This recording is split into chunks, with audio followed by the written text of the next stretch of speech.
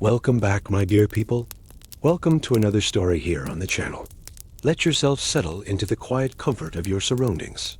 Tonight, we journey into a darker chapter of human history, but we do so with the gentle detachment of time, understanding that these shadows belong to a distant past.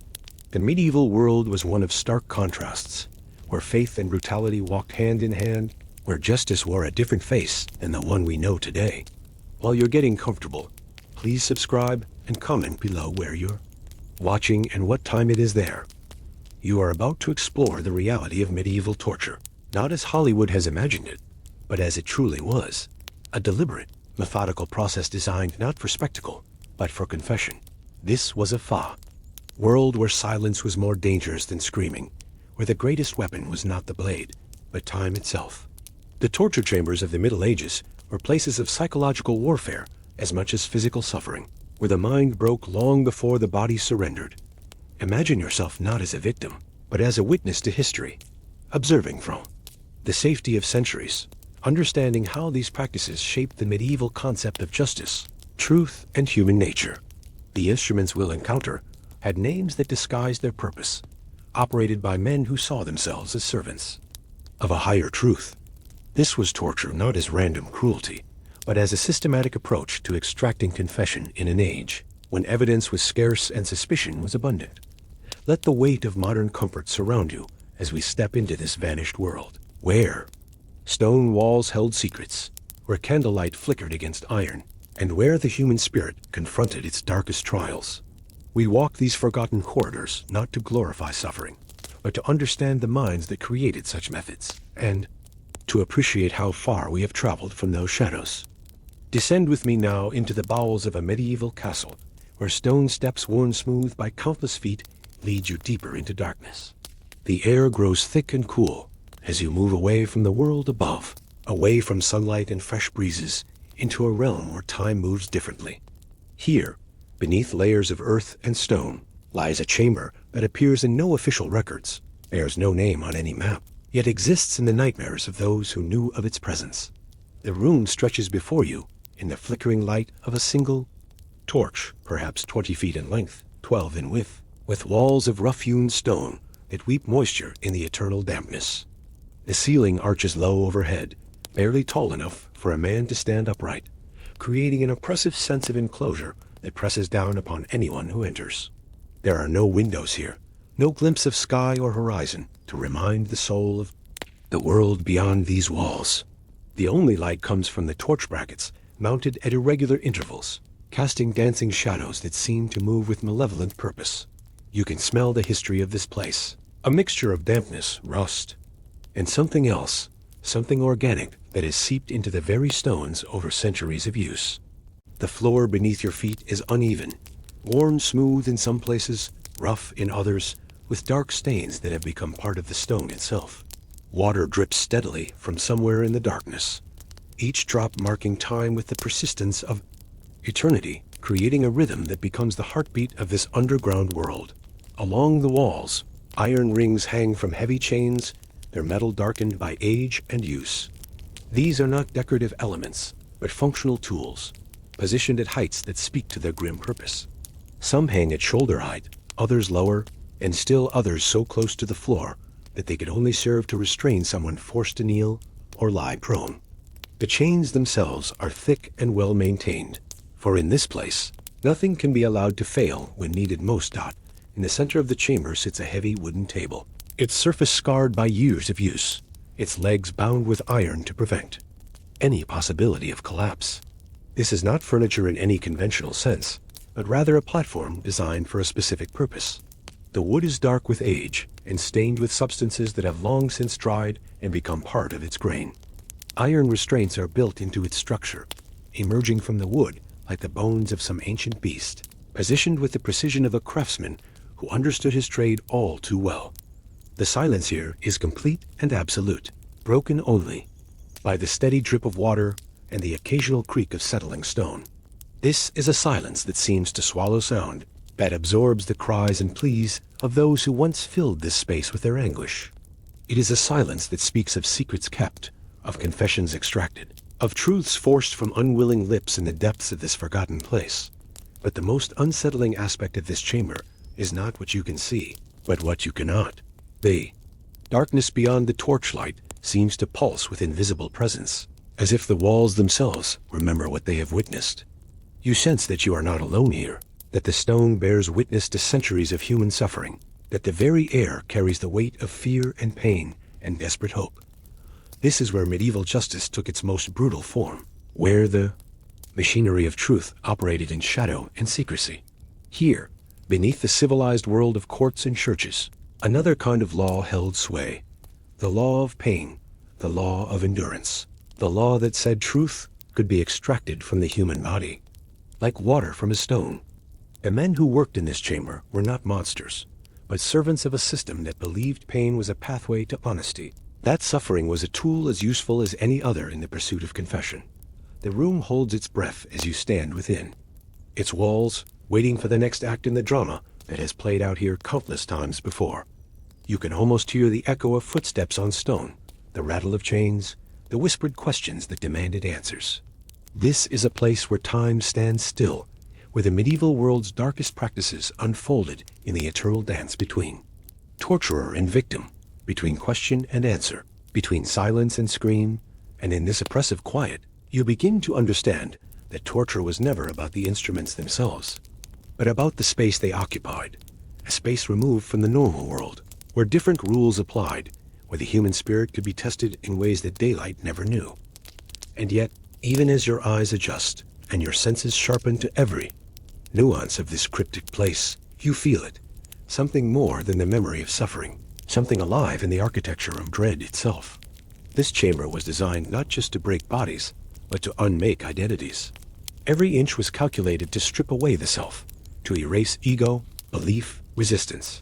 In here, pain was language, silence was verdict, and the walls were the jury. You're not merely a visitor, you're a participant in a ritual that never truly ended. Your gaze falls upon a niche carved into the far wall, just beyond the edge of the torch's halo. It's small, almost hidden, like a wound that refuses to heal. Within it rests a collection of items, not tools in the mechanical sense, but relics of psychological disintegration. A splintered rosary, its beads worn smooth by desperate fingers. A strip of fabric with faded embroidery, perhaps once part of a prisoner's tunic, now stiff with age and old blood. And most hauntingly, a wooden mask, featureless and crude, meant to rob the wearer of identity while still forcing them to face their own degradation. There are no names here. Only remnants dot to the right of the niche lies an alcove sunken into the floor, shielded by a wrought iron grate barely a foot above the ground. You kneel to look inside, and a chill pulses through your bones. A pit. Not deep, but narrow. Just wide enough to hold a human body curled like an infant in a womb of stone. The stench is gone, but its memory clings to the air like a second skin. This was not a cell. It was a sentence. A place of waiting, of forgetting. Some were left here for hours, others days. And a few were never retrieved. The more you observe, the more deliberate everything becomes. The chamber wasn't just functional. It was ritualistic, designed to invert the world above, where light was clarity and justice wore a robe. Down here, justice wore no face. No judge presided. No jury deliberated. Only questions, only answers. Or silence. And silence, too, was a form of answer. Eyes find the torch again, and you notice how small its flame truly is in the vastness of the dark. It fights against the void, but it cannot defeat it. It flickers not in defiance, but in warning that the dark is patient, that the systems built to suppress truth can outlive even the truths they sought to destroy. Near the rear of the chamber, a stone bench protrudes from the wall. Beneath it, faint scratch marks etch themselves into the stone, shallow at first, then deeper, angrier. Names, maybe, dates, symbols of defiance or madness. One resembles a star, another a crude eye. These were not idle etchings. They were messages, meant for no one and everyone. The final traces of those who refused to vanish quietly into the dark dot as your fingers trail over the carvings. A sudden realization anchors in your mind. The chamber wasn't hidden because it was shameful. It was hidden because it worked. Because the men who ordered its construction knew that a system which relies on pain for truth can never exist in the open air. Truth here is something extracted with force, and that makes it fragile, unreliable, but still useful to someone. The ghosts of this place do not wail or weep. They watch, they judge, they ask, how far would you go to prove your truth? How much of yourself would you sacrifice? In the modern world, justice wears robes and rules. But here, it wore chains, and the chains always won. Then comes the sound, not from the hall behind you, but from within the walls themselves. A groan, deep and guttural, like the earth remembering what it has tried to forget. It is not supernatural. It is structural. This place breathes with you. It shifts slightly, like the stones resent your presence, like the space itself is recalibrating around you. You step back, and your boot brushes something. Metal. A small rusted key, half buried in the dust. It's too old to match anything. Above, its bow is worn smooth, its bit shaped in a complex, archaic pattern. A relic, perhaps, or a test. There are no locks in sight, but the key insists on being noticed, as if it remembers a door that no longer stands. You pocket it. Not out of greed, but obligation. You've become part of the chamber's story now. A witness. A carrier of its memory got. As you finally ascend the steps back toward the surface, you carry more than just the chill in your bones. You carry the awareness that spaces like this don't vanish. They evolve. The instruments change. The walls are made of policing now, not stone. But the impulse, the dark yearning to force truth from silence, remains. It always finds. New architects dot, and when you reach the top, blinking at the sudden return of light, you wonder which version of justice truly belongs to the human soul. The one judged by sunlight, or the one shaped by fire and chains in the dark below. Within these walls, time becomes your enemy in ways that the outside world cannot comprehend. The medieval torturers understood something profound about human nature, that the mind breaks long before the body surrenders. That fear is more powerful than pain, and that anticipation can be more devastating than any physical assault. Here, in this chamber beneath the earth, psychological warfare reached its most refined form. Imagine yourself brought to this place, not in the heat of anger or the chaos of battle, but in the cold calculation of judicial process. You would have been led down those stone steps slowly, deliberately, with time to contemplate each footfall that carried you deeper into the earth.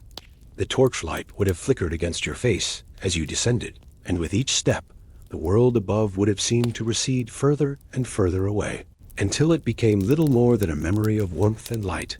The first weapon used against you would not be iron or fire, but silence itself. You would be left alone in this chamber, perhaps for hours, perhaps for days, with nothing but the sound of dripping water and your own breathing to mark the passage of time.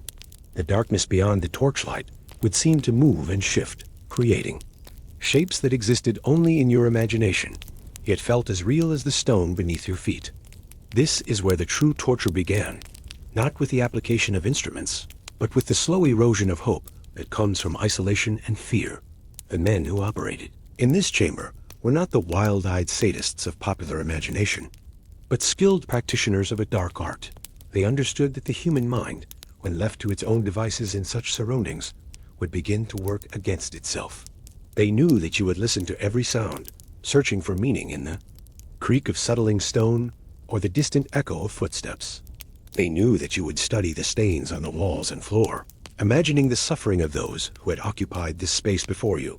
This psychological preparation was perhaps the most crucial element of medieval torture. The torturer would often spend considerable time simply talking with his subject, asking seemingly innocent questions about family, about faith, about the accusations that had brought them to this place. His voice would be calm, almost gentle, as if he were a confessor rather than an executioner. He would speak of the instruments that waited in the shadows, describing their purpose with the detached precision of a craftsman explaining his tools. You would learn that the pear-shaped device in the corner was designed to expand inside the human body, that the wooden frame against the wall could stretch limbs beyond their natural limits, that the iron chair with its studded surface was heated until it glowed like a forge. But these descriptions would come not as threats, but as Simple statements of fact, delivered in the same tone one might use to discuss the weather or the price of grain. This calm recitation of horrors was designed to strip away any remaining illusions about escape or rescue. The chamber itself became Mentu's collaborator in this psychological assault. The low ceiling pressed down upon consciousness, creating a sense of being buried alive. The absence of windows meant that day and night lost all meaning, creating a temporal void where minutes could feel like hours and hours like days. The steady drip of water became a metronome of despair, marking time in a place where time had no meaning beyond the duration of suffering. Most importantly, you would begin to understand that this room existed outside the normal boundaries of human society. Here, the rules that governed the world above held no power. The Church's commandments about mercy and forgiveness seemed as distant as the stars, and the secular laws that protected citizens from arbitrary punishment were meaningless. In this underground realm, you were no longer a person with rights and dignity, but a vessel containing information that needed to be extracted. The psychological impact of this realization cannot be overstated. To understand that you had been transported not just to a different place, but to a different moral universe, was to experience a fundamental shift in reality. The torturer would watch for the moment when this understanding dawned in your eyes, for it was often at this moment that the first confessions would begin to flow, not from any application of physical pain, but from the simple recognition that resistance was futile in this place, beyond hope. And once that realization took root, that resistance had no meaning here. It didn't merely open the door to confession. It opened the door to compliance. Your thoughts would begin to rearrange themselves, not around what was right or true, but around what might please your captor. Truth itself became elastic, bent by fear, warped by anticipation. You'd feel the contours of your mind subtly shift, not from violence, but from proximity to the possibility of violence. This was the genius of the chamber. It weaponized the imagination against its owner. In this space, memory itself became suspect. You would begin to doubt what you knew, what you believed. Was that noise in the corridor a guard, a priest, or your own mind inventing a savior? Were the footsteps approaching or retreating?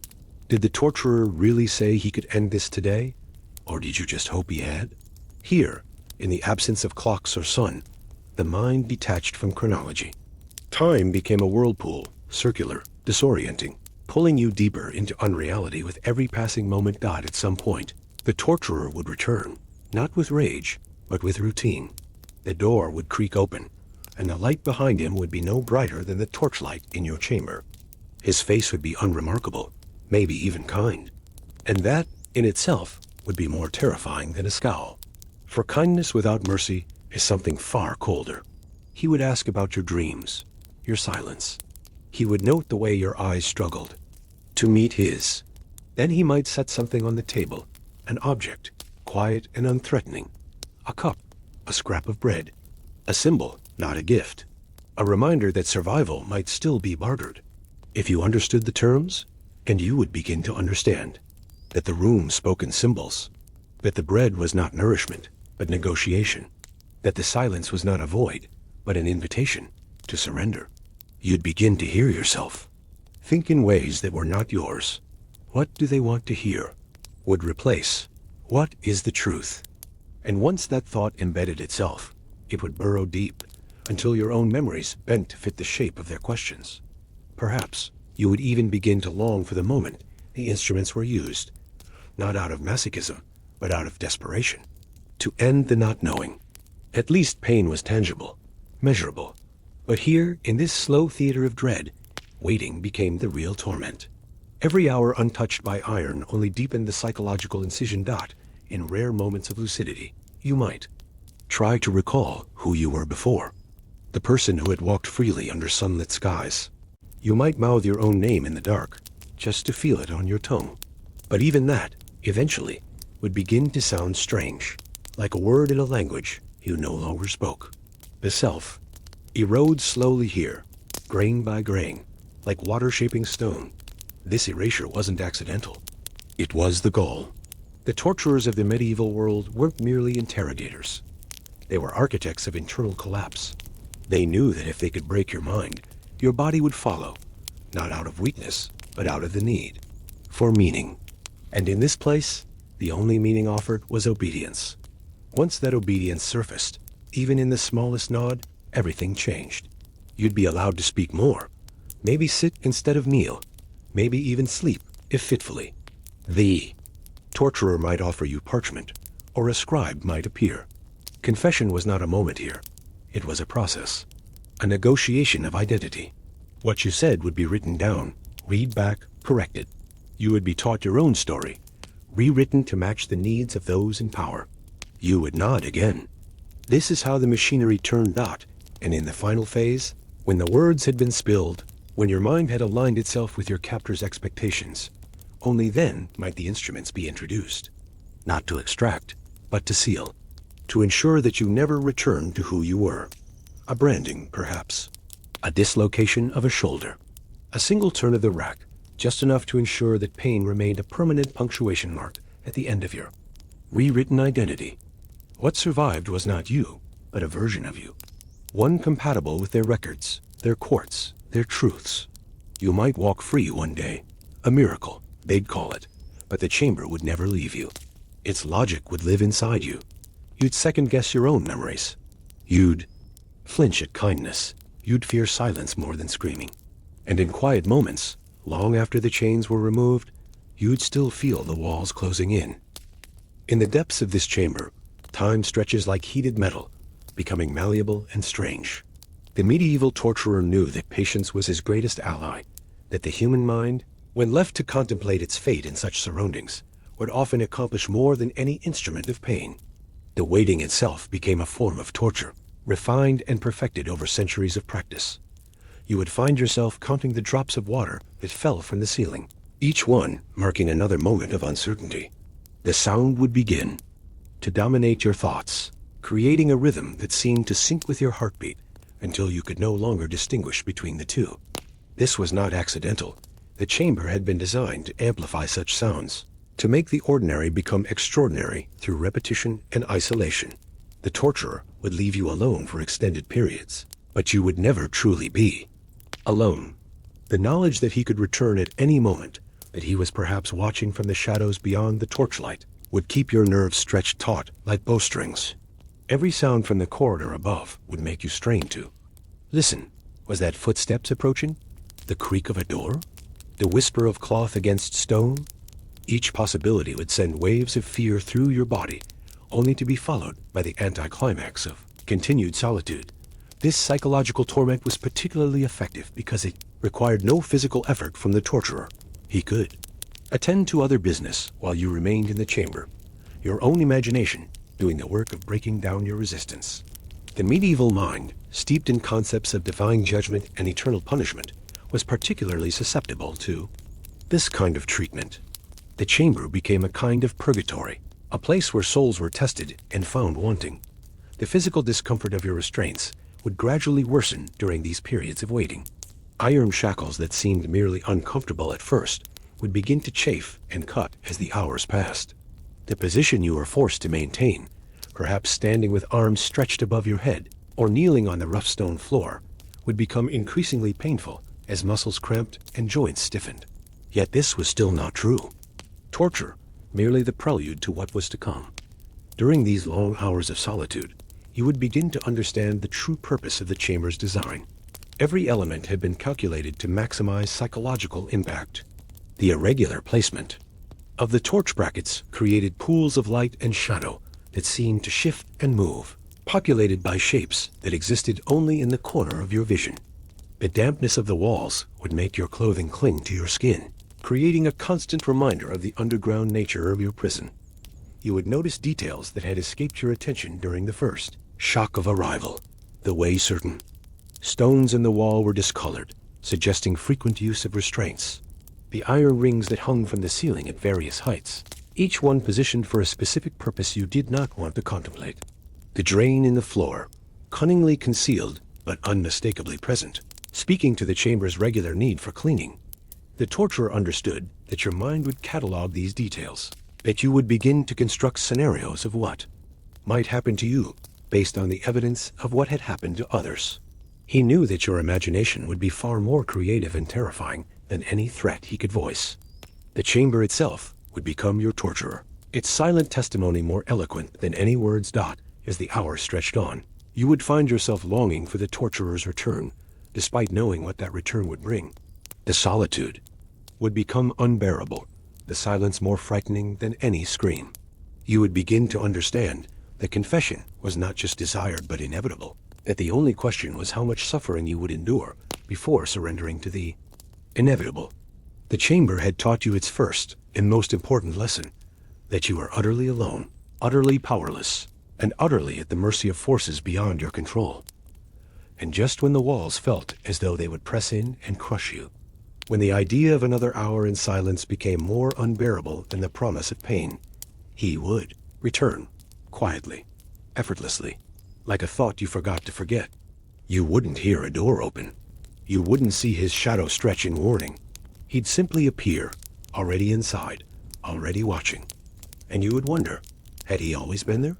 Had your desperation been observed in real time, your whispered prayers and trembling sobs noted with calm detachment? Was he the god of this underworld, omniscient, cruel, and absurdly patient? He would not rush. That was never his style. In fact, he might sit across from you in silence, matching your breathing, letting the air hang heavy between you. No questions yet, just his presence. Enough to rupture the fragile mental scaffolding you'd built during his absence. You'd want him to speak, anything, even cruelty, just to shatter the unbearable stillness. But he wouldn't, not until the silence itself had taken something from you. Only then would he begin. A question, innocuous. Are you ready to speak? Simple, like a parent to a stubborn child. Not demanding, but inevitable. You might shake your head. You might say nothing. But the room had already answered for you. Your trembling hands, your bloodless lips, your downcast eyes, they betrayed what your pride still tried to defend. He would not react. No anger, no disappointment. Just a nod. A patient man, a professional. And then he would describe something. Not what would be done, but what has been done before. He would speak of a man who denied his guilt for 3 days until the rack changed his perspective. Of a woman whose screams echoed through the stone for hours after the tongue screw was applied. Of a priest who wept not from pain, but from shame. When he broke beneath the wheel, he would not gloat. He would educate. And you would listen, because there was nothing else to do. You would learn, like all pupils in this subterranean classroom, that history was not written in ink. It was etched into flesh. That faith could be boiled out of a man drop by drop. That even the innocent confess eventually, because the chamber does not distinguish between guilt and silence. It punishes both. Then the choice would be offered. Always a choice. That was the brilliance of it. You could speak now, with dignity, with less suffering, with the illusion of control. Or you could wait, continue the game, test your limits. But understand, he would say, almost kindly, the chamber has all the time in the world. Do you? And if you still resisted, the next phase would begin, not the instruments. Not yet. First, movement. He would change your posture. Adjust. The chains. Introduce discomfort disguised as mercy. You might be untied from one position, only to be bound in another. Stretch your legs, he might say. But the stretch would become strain. The relief would be replaced by fire in the tendons. Fatigue would morph into agony. You'd be allowed to sit, then made to stand. Allowed to drink, then denied water. For hours. The rhythm of suffering would become unpredictable, irregular, and therefore more effective. You'd lose your bearings, and then your control. You'd forget which day it was, whether it was day at all. The chamber had no calendar, no night, no morning, only the eternal now. Eventually, your body would betray you. Muscles twitching without cause, joints stiffening, mouth dry and cracked. You'd hallucinate voices in the stone, see faces in the soot, feel eyes behind every torch bracket. And he would return again, this time holding a ledger. He'd sit and record your name, or the version of your name that had been assigned to you here. A title, a role, subject 1-2B, accused heretic, the baker's boy who saw. Too much, it was never personal. That was the worst part. You were not special, not hated. You were just one more soul in a procession of thousands whose minds were slowly peeled apart in this chamber of engineered despair. And if you wondered how many had come before you, well, the stones could answer that. The grooves on the wall, the pitted edges of the iron rings, the almost imperceptible residue in the drain. History does not disappear here. It accumulates when the instruments finally emerged. You would not scream immediately. That was the last mercy. They gave you time to recognize them. Time to remember the torturer's earlier lectures. The rack will not kill you. It will simply show you how long tendons can stretch before they separate. Or the iron boot allows for a conversation to continue while the bones speak their own truth. These weren't threats. They were truths. And now they stood before you, not as myths, but as metal and wood and heat, waiting, inert, silent, but alive in the sense that your reaction would animate them. You'd be placed on the table not roughly, but like a valuable object. Secured with care, the iron would touch your skin like a question. And only then, when all else had failed, would your mouth open. Words would spill out, not always coherent, not always true, but they would come. Names, locations, confessions, half remembered or entirely fabricated. Anything to slow the inevitable turn of the crank. Anything to hold the silence back just one more moment. And he would write, still calm, still detached, as if documenting the weather. And when he looked at you, he wouldn't see a sinner or a saint, only a mind broken in all the right places, folded like parchment into the shape he needed. In time, the chamber would release you, perhaps to another cell, perhaps to the pyre, or perhaps, rarely, to the surface world again, body intact, but mind forever shaped by the weight of stone and silence. You would walk in daylight, but carry shadow, laugh but hear dripping water behind every breath, sleep but dream of iron tightening.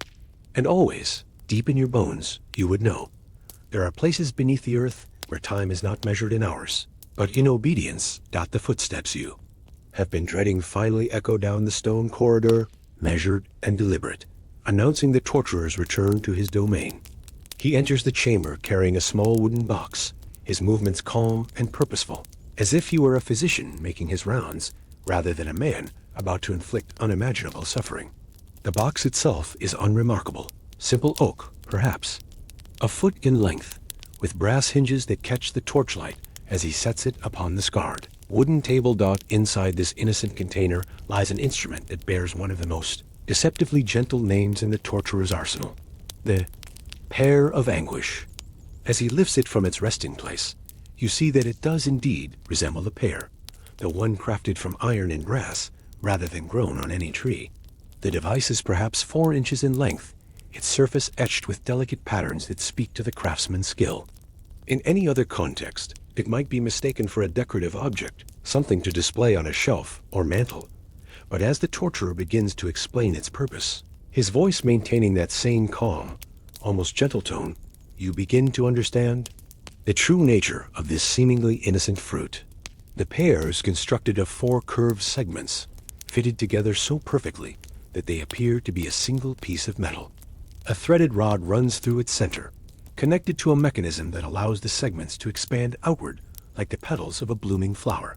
The craftsman who created this device understood anatomy with the precision of a surgeon, designing each curve to maximize both effectiveness and duration of use. The torturer's explanation continues in that same measured tone, describing how the device is inserted into the body's natural openings, the mouth of those accused of speaking heresies, the rectum of those charged with sodomy, the vagina of women accused of adultery or witchcraft. Once positioned, the screw mechanism is slowly turned, causing the metal segments to spread apart with inexorable force. The human body, he explains with clinical detachment, cannot accommodate such expansion, yet the device continues to open regardless of the victim's capacity to endure.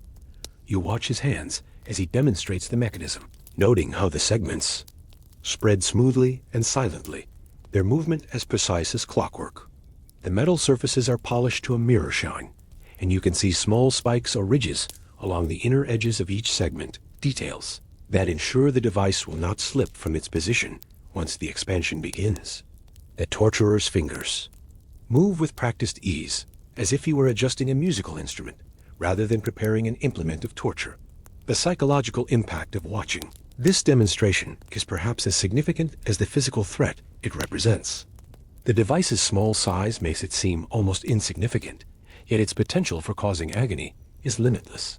Unlike the dramatic instruments of execution that populate the popular imagination, the pair work slowly and incrementally its effects, building gradually until they become unbearable. There is no moment of sudden trauma, no quick resolution, only the steady, relentless pressure of expanding metal against yielding flesh. The torturer explains that the device can be adjusted with infinite precision, that the expansion can be halted at any point to allow for questioning, then resumed when answers prove unsatisfactory. This control over the pace and intensity of suffering is what makes the pair so effective. It allows the torturer to maintain his subject at the precise point of maximum agony without pushing them beyond the ability to respond coherently to questions. As he returns the device to its box, you notice that his hands show no tremor, no sign of emotional disturbance. This is simply his profession, practiced with the same methodical approach that a baker might use to knead dough or a carpenter to plane wood. The normalization of such instruments within the medieval justice system speaks to a worldview that saw the human body as merely another tool to be used in the pursuit of truth, no different from a plow or a hammer in its essential nature. The torturer moves now to the far end of the chamber, where the torch light reveals the outline of the rack, perhaps the most famous of all medieval torture devices, yet one whose true nature is often misunderstood by those who know it only through legend and dramatic representation. This is not the crude wooden frame of popular imagination, but a sophisticated piece of engineering, crafted with the same attention to detail and precision as any piece of furniture in a noble's castle. The rack stretches nearly 8 feet in length, its oak frame darkened by age and countless applications of oil to prevent the wood from cracking under stress. The surface is worn smooth by the bodies that have lain upon it, polished to an almost mirror finish by the friction of flesh against wood. 4 thick posts rise from the corners, connected by cross beams that speak to the device's ability to withstand enormous forces without failing. This is a machine built to last, designed to serve its grim purpose for generations. At each end of the rack, you can see the mechanisms that give the device its terrible power. Heavy iron gears, their teeth cut with mathematical precision, connect to windlasses that can be turned with steady, measured force. The torturer explains that the beauty of the rack lies not in its ability to inflict sudden trauma, but in its capacity for gradual, controlled extension. The human body, he notes with clinical interest, can be stretched far beyond its natural limits if the process is conducted slowly enough to allow tissues to adapt to the increasing tension. The victim would be positioned on the rack with their wrists secured to one windlass and their ankles to the other. The initial position would be almost comfortable. Arms extended above the head, legs straight, the body at rest on the smooth wooden surface. The torturer would begin with questions, allowing the subject to answer while still in this relatively pleasant position. Only when responses proved unsatisfactory would the real work begin. The first turn of the windlass would barely register as discomfort. The body would be stretched slightly, arms and legs pulled to their natural limits, but not beyond. The torturer would pause here, allowing the subject to contemplate what was to come while asking his questions again. The psychological impact of this moment cannot be overstated. The knowledge that this slight discomfort was merely the beginning of a process that could continue for hours. With each subsequent turn of the windlass, the body would be stretched further. The torturer would work slowly, methodically, allowing time between adjustments for the tissues to respond to the increasing tension. He would watch for the subtle signs that indicated the body's limits were being approached, a change in breathing, the involuntary trembling of muscles, the way the victim's voice would rise in pitch as the diaphragm was stretched. The rack's true horror lay not in any single moment of agony, but in the gradual realization that the process was inexorable. Each turn of the windlass brought the body closer to its breaking point, yet the torturer's skilled hands ensured that this point was approached slowly, methodically, with infinite patience. The victim would feel their joints beginning to separate, their muscles stretching beyond their capacity, their bones grinding against each other.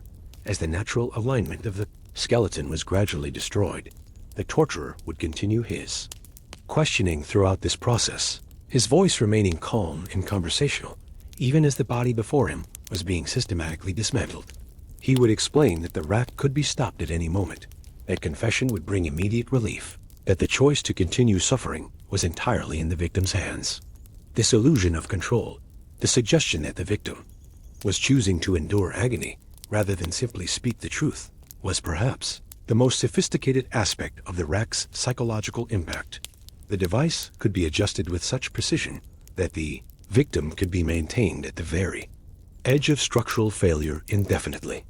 The torturer would learn to read the body's responses like a musician reading notes on a page, knowing exactly when to pause, when to advance, when to retreat slightly to prevent permanent damage that would end the interrogation prematurely. The rack was not designed to kill, but to bring the victim to the very threshold of death and hold them there until they surrendered their secrets. As the torturer demonstrates the mechanism, turning the windlass with slow, steady motions, you can hear the precise clicking of the gears, the slight creak of seasoned wood under tension. The sound is almost musical in its regularity, creating a rhythm that would become the soundtrack to countless confessions. The device transforms the human body into an instrument of its own betrayal, using the victim's natural desire to avoid pain as the key to unlock their deepest secrets. In the corner of the chamber, partially obscured by shadows, sits what appears at first glance to be a throne fit for a king. The iron chair rises from the stone floor with an imposing presence, its high back and armrests speaking to dignity and authority.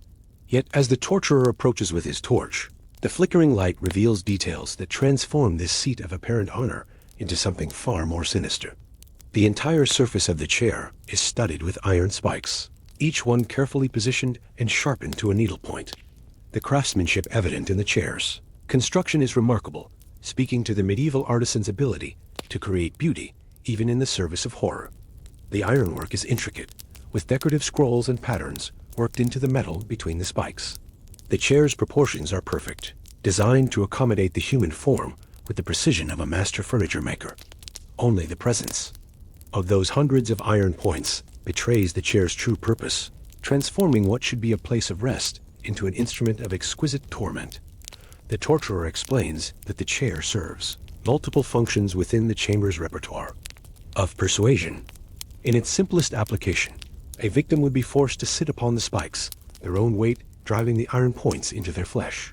The spikes are carefully graduated in length and positioning, longer ones placed where the body's weight would naturally fall, shorter ones filling the spaces between.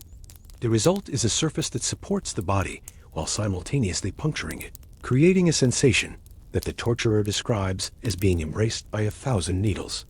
But the chair's true artistry lies in its ability to be heated. Beneath the seat and back, carefully concealed channels allow for the circulation of hot coals or heated metal. The torturer would build a fire in the chamber's brazier, heating iron rods until they glowed cherry red, then sliding them into these hidden passages. The metal of the chair would begin to warm, slowly at first, then with increasing intensity until the iron became too hot to touch with bare skin. The victim, already impaled upon the spikes, would feel the gradual increase in temperature as a new dimension of agony. The iron points would begin to sear the flesh they pierced, creating wounds that sealed themselves even as they were made. The heat would radiate through the metal framework, turning the entire chair into a furnace that cooked its occupant from within.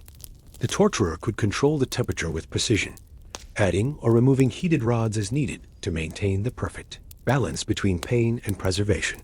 The psychological impact of the heated chair was perhaps even more devastating than its physical effects. The victim would watch the torturer preparing the fire, heating the iron rods, making his methodical preparations for the ordeal to come. They would feel the first hint of warmth against their skin, knowing that this gentle heat was only the beginning of a process that would transform their seat into a hellish furnace. The anticipation would build as the temperature slowly rose, each degree bringing new levels of suffering. The chair's restraints were as sophisticated as its heating mechanism. Iron bands could be fitted around the victim's wrists, ankles, and torso, ensuring that they could not shift position to escape the worst of the spikes or the heat. These restraints were adjustable, allowing the torturer to position the victim with perfect precision upon the chair's cruel surface. The victim would be held in place not just by iron, but by their own body weight, which would drive the spikes deeper with any movement. The torturer would often use the chair in conjunction with other interrogation techniques. A victim might be threatened with the chair's embrace, then subjected to other forms of questioning while the iron rods were being heated in plain sight. The sound of the fire crackling, the sight of the metal glowing red hot, the smell of heated iron, all would combine to create an atmosphere of impending doom that often proved more effective than the chair's actual use. The chair represented the medieval torturer's understanding of the human body as a vessel containing secrets that could be extracted through the application of precise stimuli. Pain, heat, and the threat of escalating torment were combined into a single instrument that could be adjusted to match the resistance of any individual. The chair did not simply inflict suffering. It created an environment where suffering became the only reality, where the victim's world narrowed to the iron spikes, and the rising heat and the torturer's calm voice asking the same questions. Over and over again. In this seat of agony, time would lose all meaning. Minutes would stretch into hours, hours into eternity. The victim would find themselves longing for unconsciousness, for any escape from the iron embrace that held them fast. Yet the torturer's skill lay in maintaining his subject at the precise point of maximum awareness, ensuring that they remained conscious and coherent enough to provide the confessions that were the ultimate goal of this carefully orchestrated suffering. For once the flesh was pierced and seared, once the will had been softened by the agony of immobility and heat, the chair became a platform, a stage upon which deeper layers of control could unfold. The torturer did not merely seek information. He sought reconstruction, a reshaping of thought. And the chair, that iron throne of exquisite cruelty, allowed him to guide that process with surgical precision. The body, already trembling, would begin to betray itself. Sweat would pour from every pore, hissing as it met the rising temperature of the iron beneath. The skin, first pink, then crimson, would blister and crack where the spikes bit deepest. And still, the victim could not shift. Any movement brought new ruptures. Any attempt to flee from one point of pain merely impaled another nerve. The body was transformed into a map of torment, each inch broadcasting its own language of agony. But the real transformation happened within. The torturer knew it, and he would whisper through the heat, "You can end this. No one needs to know." A name, just a name. These weren't threats. They were lifelines. The illusion of agency dangled in front of a soul already hollowed out by pain. The brilliance of the chair was not only in its torment, but in how personal the torment became. No blow to the head, no lash of a whip, just the victim's own body, their own breath, turned against them. They became their own executioner. The spikes didn't twist, the fire didn't leap, but the weight of endurance collapsed inward. Every second stretched by the heat became a vote against resistance. Some would break in minutes, others would last hours. A few, the ones with iron will, would hold out until the chair itself had to be extinguished with water, steam rising, as if the souls of the condemned were lifting into the air.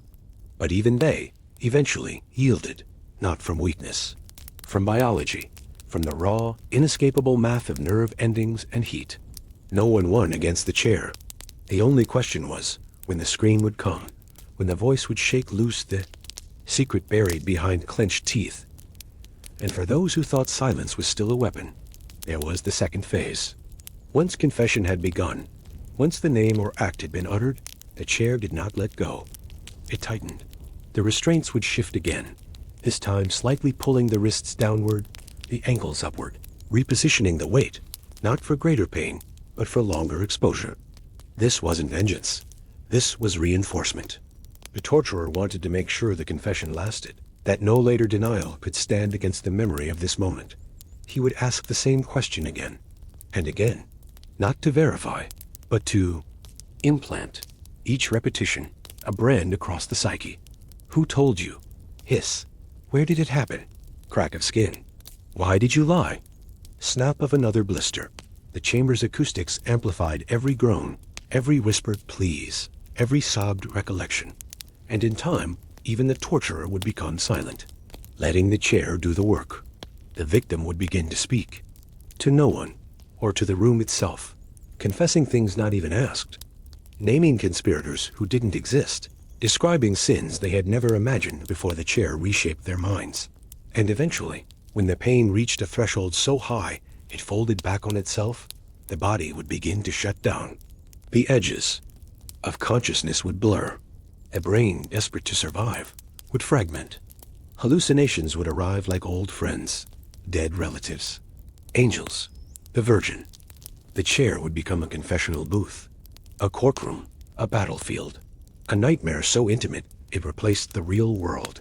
Still, the torturer waited, watching for signs, the twitch of a finger, the spasms of burned muscles, the glazed film over the eyes that said enough. And even then, he would not rush. He would let the silence sit, let the heat cool slightly, so that awareness could return just enough for the final question. Do you regret it? That, more than any confession, was the prize. Not just truth extracted, not just lies invented, but remorse, constructed, manufactured, believed. In the corner of the chamber, partially obscured by shadows, sits what appears at first glance to be a throne fit for a king. The iron chair rises from the stone floor with an imposing presence, its high back and armrests speaking to dignity and authority. Yet as the torturer approaches with his torch, the flickering light reveals details that transform this seat of apparent honor into something far more sinister. The entire surface of the chair is studded with iron spikes, each one carefully positioned and sharpened to a needlepoint. The craftsmanship evident in the chairs. Construction is remarkable, speaking to the medieval artisan's ability to create beauty even in the service of horror. The ironwork is intricate, with decorative scrolls and patterns worked into the metal between the spikes. The chair's proportions are perfect, designed to accommodate the human form with the precision of a master furniture maker. Only the presence of those hundreds of iron points betrays the chair's true purpose, transforming what should be a place of rest into an instrument of exquisite torment. The torturer explains that the chair serves multiple functions within the chamber's repertoire. Of persuasion, in its simplest application, a victim would be forced to sit upon the spikes, their own weight driving the iron points into their flesh. The spikes are carefully graduated in length and positioning. Longer ones placed where the body's weight would naturally fall, shorter ones filling the spaces between. The result is a surface that supports the body while simultaneously puncturing it, creating a sensation that the torturer describes as being embraced by 1,000 needles. But the chair's true artistry lies in its ability to be heated. Beneath, the seat and back, carefully concealed channels allow for the circulation of hot coals or heated metal. The torturer would build a fire in the chamber's brazier, heating iron rods until they glowed cherry red, and sliding them into these hidden passages. The metal of the chair would begin to warm, slowly at first, then with increasing intensity until the iron became too hot to touch with bare skin. The victim, already impaled upon the spikes, would feel the gradual increase in temperature as a new dimension of agony. The iron points would begin to sear the flesh they pierced, creating wounds that sealed themselves even as they were made. The heat would radiate through the metal framework, turning the entire chair into a furnace that cooked its occupant from within. The torturer could control the temperature with precision, adding or removing heated rods as needed to maintain the perfect balance between pain and preservation. The psychological impact of the heated chair was perhaps even more devastating than its physical effects. The victim would watch the torturer preparing the fire, heating the iron rods, making his methodical preparations for the ordeal to come. They would feel the first hint of warmth against their skin, knowing that this gentle heat was only the beginning of a process that would transform their seat into a hellish furnace. The anticipation would build as the temperature slowly rose, each degree bringing new levels of suffering. The chair's restraints were as sophisticated as its heating mechanism. Iron bands could be fitted around the victim's wrists, ankles, and torso, ensuring that they could not shift position to escape the worst of the spikes or the heat. These restraints were adjustable, allowing the torturer to position the victim with perfect precision upon the chair's cruel surface. The victim would be held in place not just by iron, but by their own body weight, which would drive the spikes deeper with any movement. The torturer would often use the chair in conjunction with other interrogation techniques. A victim might be threatened with the chair's embrace, then subjected to other forms of questioning while the iron rods were being heated in plain sight. The sound of the fire crackling, the sight of the metal glowing red hot, the smell of heated iron, all would combine to create an atmosphere of impending doom that often proved more effective than the chair's actual use. The chair represented the medieval torturer's understanding of the human body as a vessel containing secrets that could be extracted through the application of precise stimuli. Pain, heat, and the threat of escalating torment were combined into a single instrument that could be adjusted to match the resistance of any individual. The chair did not simply inflict suffering. It created an environment where suffering became the only reality, where the victim's world narrowed to the iron spikes and the rising heat and the torturer's calm voice asking the same questions. Over and over again, in this seat of agony, time would lose all meaning. Minutes would stretch into hours, hours into eternity. The victim would find themselves longing for unconsciousness, for any escape from the iron embrace that held them fast. Yet the torturer's skill lay in maintaining his subject at the precise point of maximum awareness, ensuring that they remained conscious and coherent enough to provide the confessions that were the ultimate goal of this carefully orchestrated suffering. For once the flesh was pierced and seared, once the will had been softened by the agony of immobility and heat, the chair became a platform, a stage upon which deeper layers of control could unfold. The torturer did not merely seek information. He sought reconstruction, a reshaping of thought. And the chair, that iron throne of exquisite cruelty, allowed him to guide that process with surgical precision. The body, already trembling, would begin to betray itself. Sweat would pour from every pore, hissing as it met the rising temperature of the iron beneath. The skin, first pink, then crimson, would blister and crack where the spikes bit deepest. And still, the victim could not shift. Any movement brought new ruptures. Any attempt to flee from one point of pain merely impaled another nerve.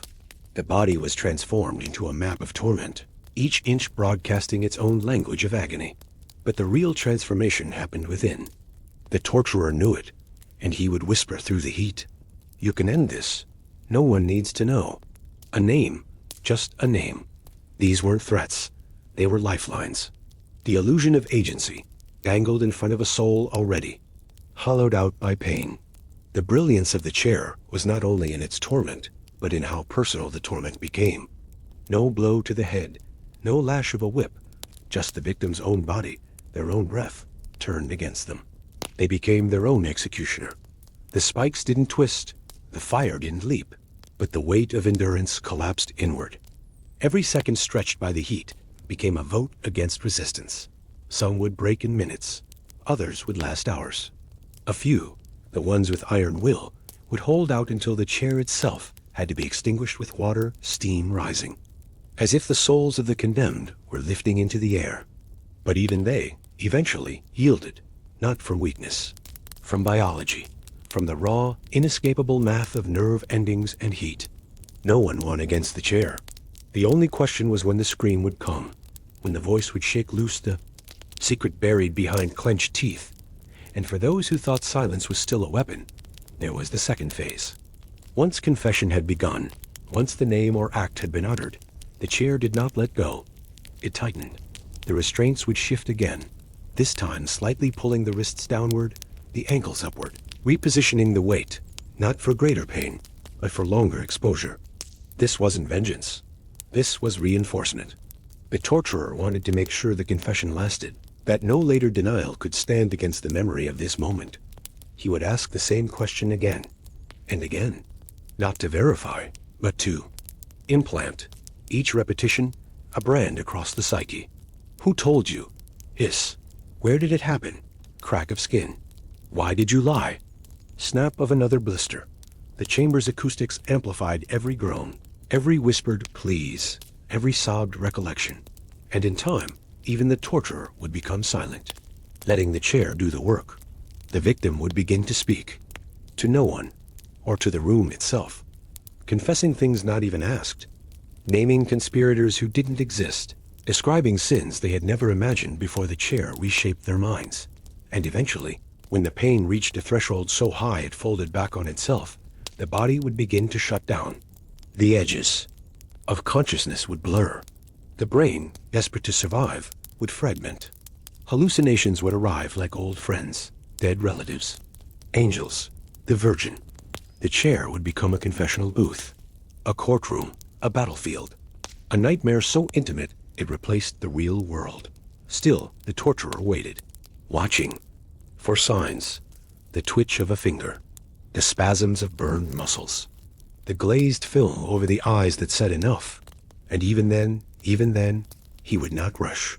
He would let the silence sit, let the heat cool slightly, so that awareness could return just enough for the final question. Do you regret it? That, more than any confession, was the prize. Not just truth extracted, not just lies invented, but remorse, constructed, manufactured, believed. In the corner of the chamber, partially obscured by shadows, sits what appears at first glance to be a throne fit for a king. The iron chair rises from the stone floor with an imposing presence, its high back and armrests speaking to dignity and authority. Yet as the torturer approaches with his torch, the flickering light reveals details that transform this seat of apparent honor into something far more sinister. The entire surface of the chair is studded with iron spikes, each one carefully positioned and sharpened to a needlepoint. The craftsmanship evident in the chairs. Construction is remarkable, speaking to the medieval artisan's ability to create beauty even in the service of horror. The ironwork is intricate, with decorative scrolls and patterns worked into the metal between the spikes. The chair's proportions are perfect, designed to accommodate the human form with the precision of a master furniture maker.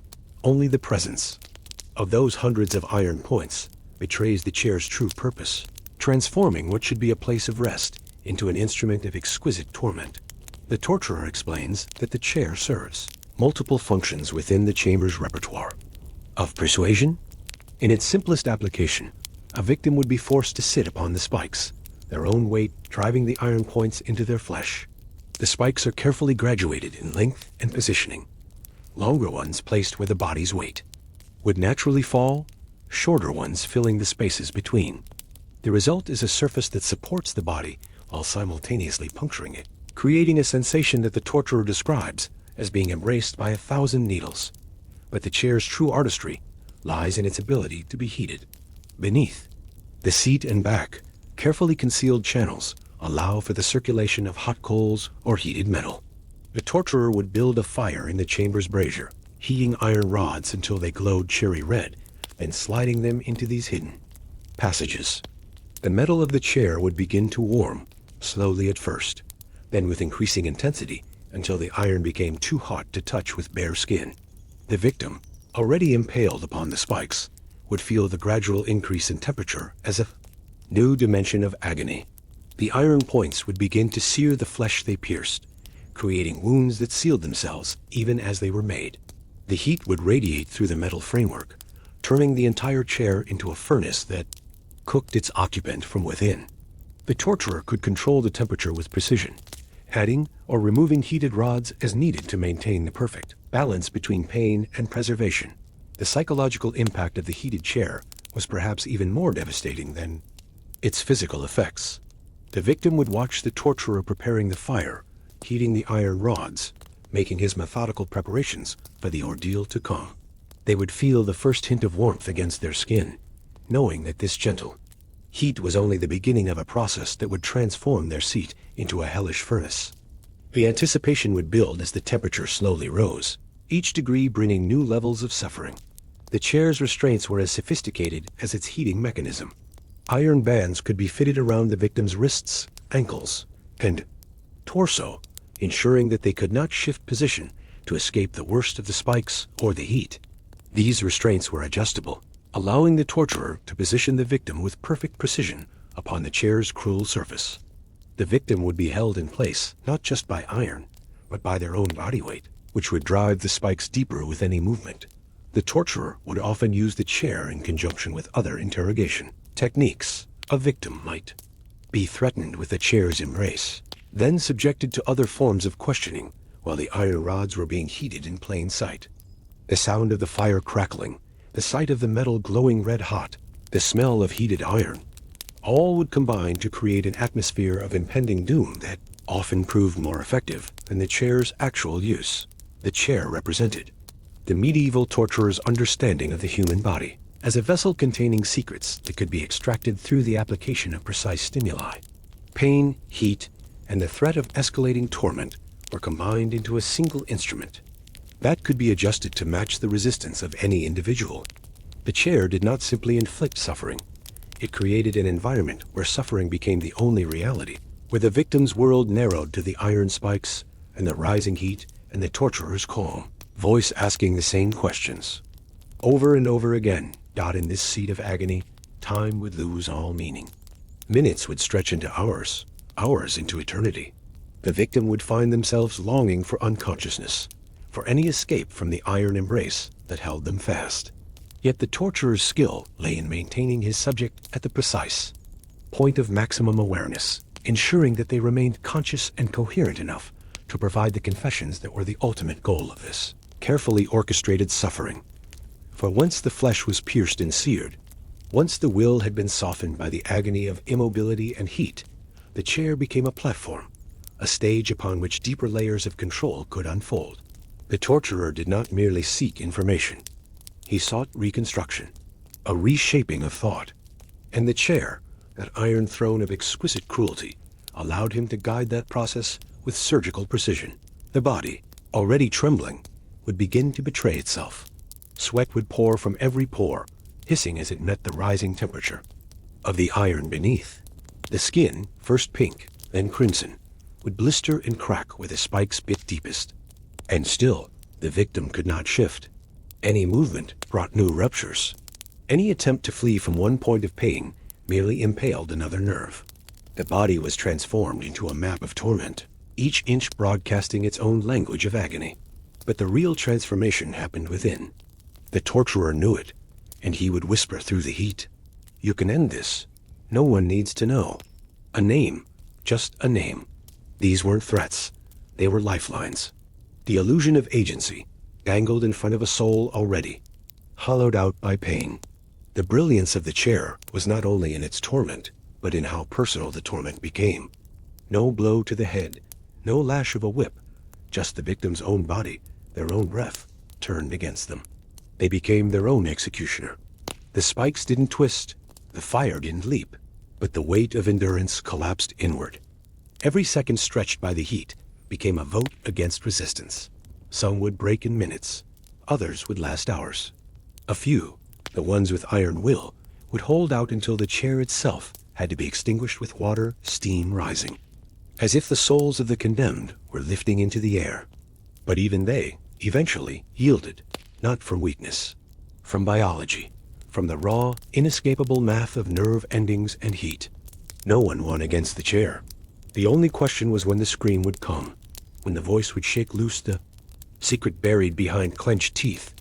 And for those who thought silence was still a weapon, there was the second phase. Once confession had begun, once the name or act had been uttered, the chair did not let go. It tightened. The restraints would shift again, this time slightly pulling the wrists downward, the ankles upward, repositioning the weight, not for greater pain, but for longer exposure. This wasn't vengeance. This was reinforcement. The torturer wanted to make sure the confession lasted, that no later denial could stand against the memory of this moment.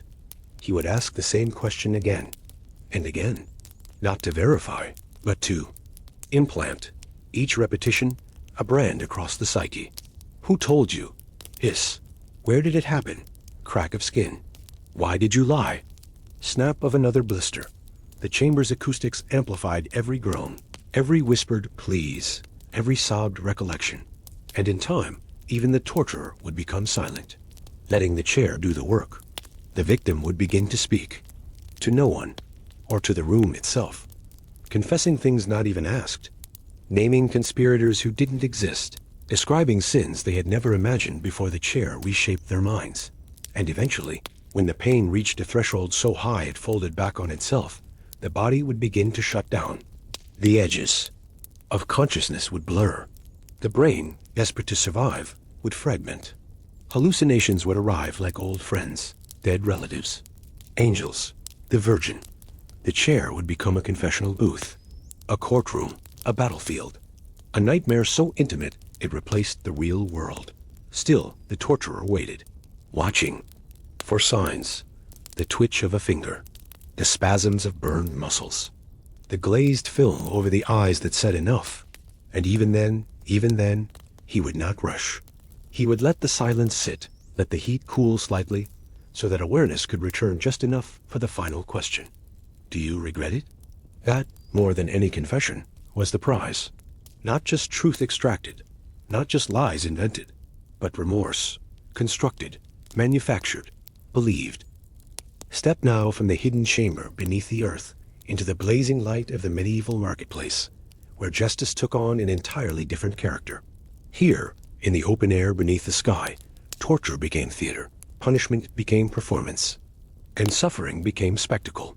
The transition from the private interrogation chamber to the public square marked a fundamental shift in the nature of medieval justice, from the intimate conversation between torturer and victim to the grand. Drama played out before an audience of hundreds. The public square on execution day would fill with a cross-section of medieval society. Merchants would close their stalls early, craftsmen would set aside their tools, and farmers would journey from the surrounding countryside to witness justice being served. Children would perch on their father's shoulders for a better view, while noble ladies would watch from the balconies of the houses that surrounded the square. This was not merely entertainment, though it certainly served that function.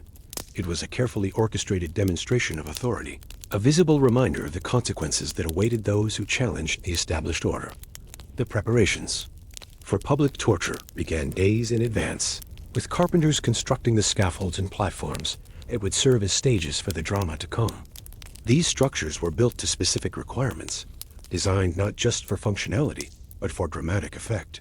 The platform would be raised high enough that even those at the back of the crowd could witness every detail of the proceedings, yet low enough that the victim's expressions could be clearly seen by those in the front rows. The instruments of public torture differed significantly from those used in the privacy of the interrogation chamber. Where the pear and the rack relied on subtlety and gradual escalation, public torture instruments were designed for immediate visual impact. The breaking wheel, massive and imposing, would be positioned prominently on the scaffold. The stocks and pillory would be constructed from fresh timber, their surfaces smooth and pale, ready to be stained with the evidence of the justice they served. The crowd that gathered for these public displays was not a passive audience, but an active participant in the proceedings. Their jeers and catcalls would rain down upon the victim.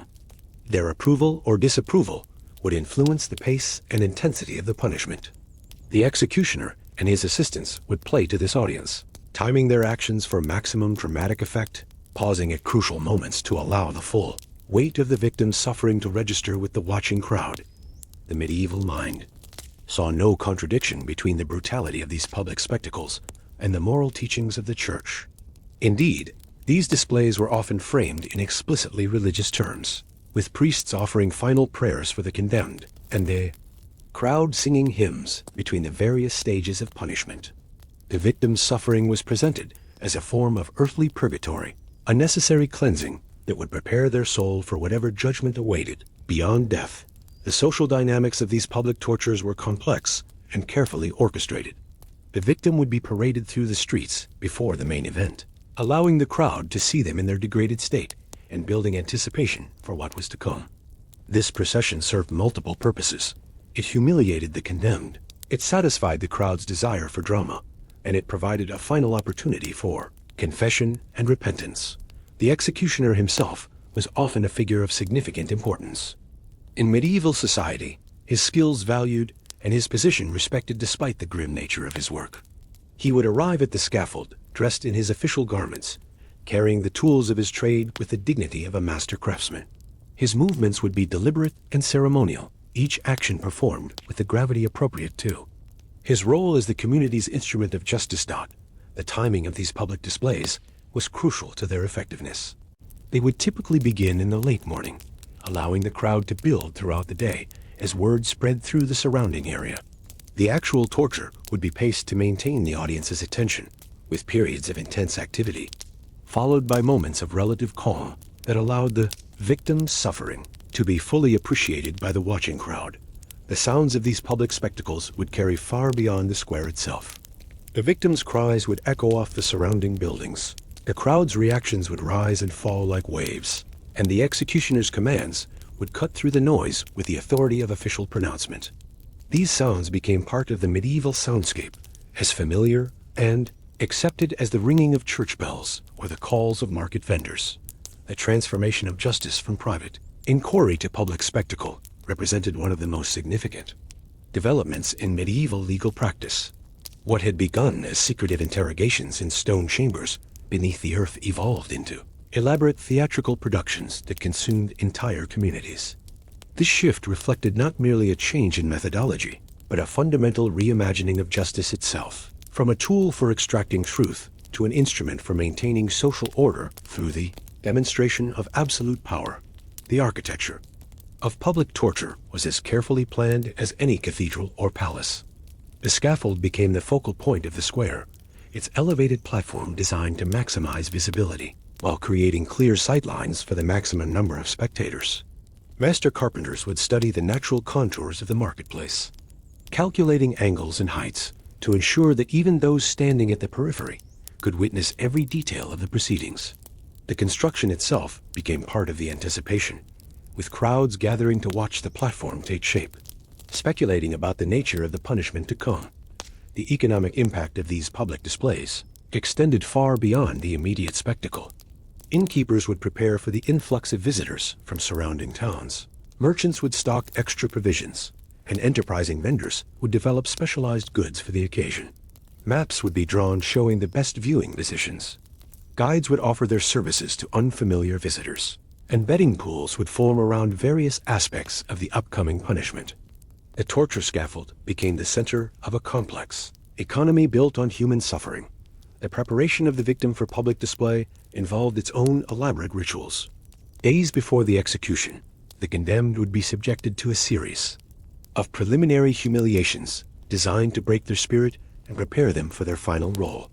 Their hair would be shaved, their clothes would be replaced with simple garments designed to tear easily, and their diet would be carefully controlled to ensure they maintained enough strength to survive the early stages of their ordeal. The victim's physical appearance became as important as their crimes, with executioners understanding that a broken, pathetic figure would generate more sympathy from the crowd than a defiant one. The crowd's participation in these events followed well-established patterns that had evolved over generations. Children would learn appropriate responses by watching their elders, understanding when to cheer, when to jeer, and when to fall silent in reverence. The front rows would be occupied by those with the highest social status, while the poor would crane their necks from the back of the crowd. Special platforms would be constructed for visiting dignitaries, allowing them to observe the proceedings while remaining safely separated from the masses. The psychological preparation of the community for these spectacles was as important as the physical arrangements. Priests would deliver sermons in the days leading up to the execution, explaining the theological justifications for the punishment and encouraging the faithful to view the victim's suffering as a form of divine justice. Town criers would provide regular updates on the victim's condition, building anticipation and ensuring maximum attendance. The entire community would gradually focus its attention on the approaching spectacle, creating a collective mindset that transformed ordinary citizens into enthusiastic participants in sanctioned cruelty. The selection and training of executioners for public torture required specialized skills that went far beyond those needed for private interrogation. These men had to be performers as well as torturers, capable of reading the crowd's mood and adjusting their actions accordingly. They studied the theatrical aspects of their craft, learning how to pause for dramatic effect, how to build tension through deliberate pacing, and how to climax their performance at the moment of maximum audience engagement. The most skilled executioners developed reputations that extended far beyond their home communities, with towns competing to secure their services for particularly important executions. The documentation of these public spectacles created a new form of medieval literature. Court scribes would record not just the victim's crimes and punishment, but detailed descriptions of the crowd's reactions, the executioner's techniques, and the overall atmosphere of the event. These accounts would be copied and distributed to other jurisdictions, serving as both legal precedent and entertainment. The written record of public torture became a form of literature that combined legal documentation with dramatic narrative, creating texts that would influence both judicial practice and popular culture for generations. The seasonal timing of public executions was carefully calculated to maximize their impact on the community. Spring executions would mark the beginning of the agricultural season, serving as a reminder of the importance of social order during the busy months ahead. Summer executions would take advantage of the best weather and longest days, allowing for the most elaborate spectacles. Autumn executions would coincide with harvest festivals, creating a juxtaposition between celebration and punishment that reinforced the precarious nature of medieval life. Winter executions, though less common, created a particularly stark atmosphere that emphasized the harshness of divine justice. The religious dimensions of public torture were complex and often contradictory. While the church officially supported these displays as demonstrations of divine justice, individual clergy members sometimes struggled with the theological implications of such spectacular suffering. Some developed elaborate justifications, arguing that the victim's pain served to purify their soul before death. Others privately questioned whether such methods truly served God's will, though they rarely voiced these doubts publicly. The presence of religious symbols and ceremonies at these events served to sanctify the proceedings, transforming brutality into sacred ritual.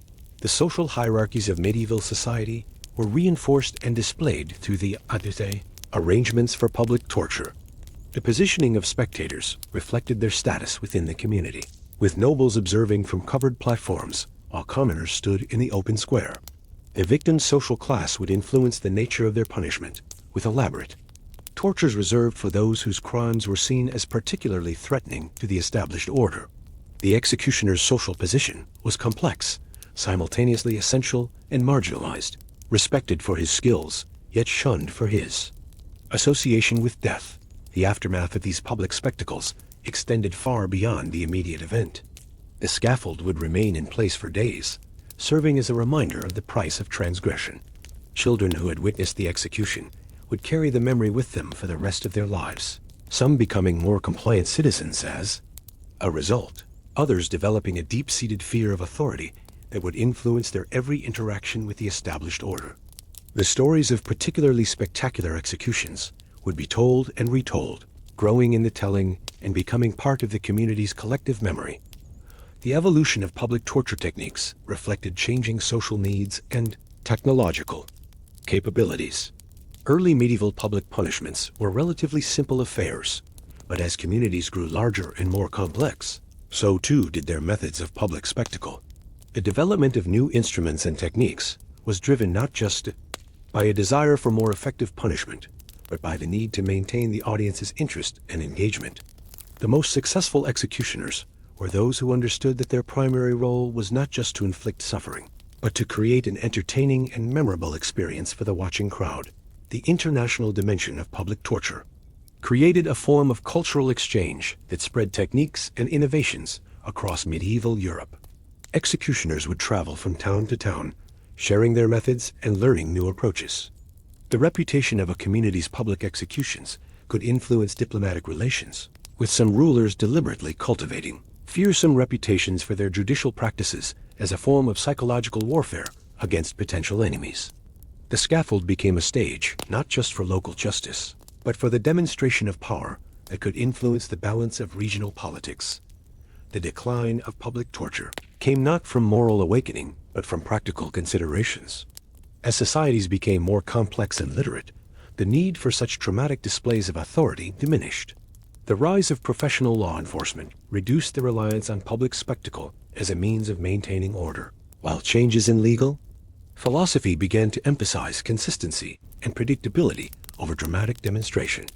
The last public torture executions were performed not by communities that had embraced more humane values, but by authorities who had simply found more efficient methods of maintaining control. The empty squares where scaffolds once stood became monuments to a particular form of human cruelty that combined technical precision with theatrical spectacle. These spaces would sometimes be repurposed for other forms of public gathering, markets, festivals, or religious ceremonies, yet their original purpose would never be entirely forgotten.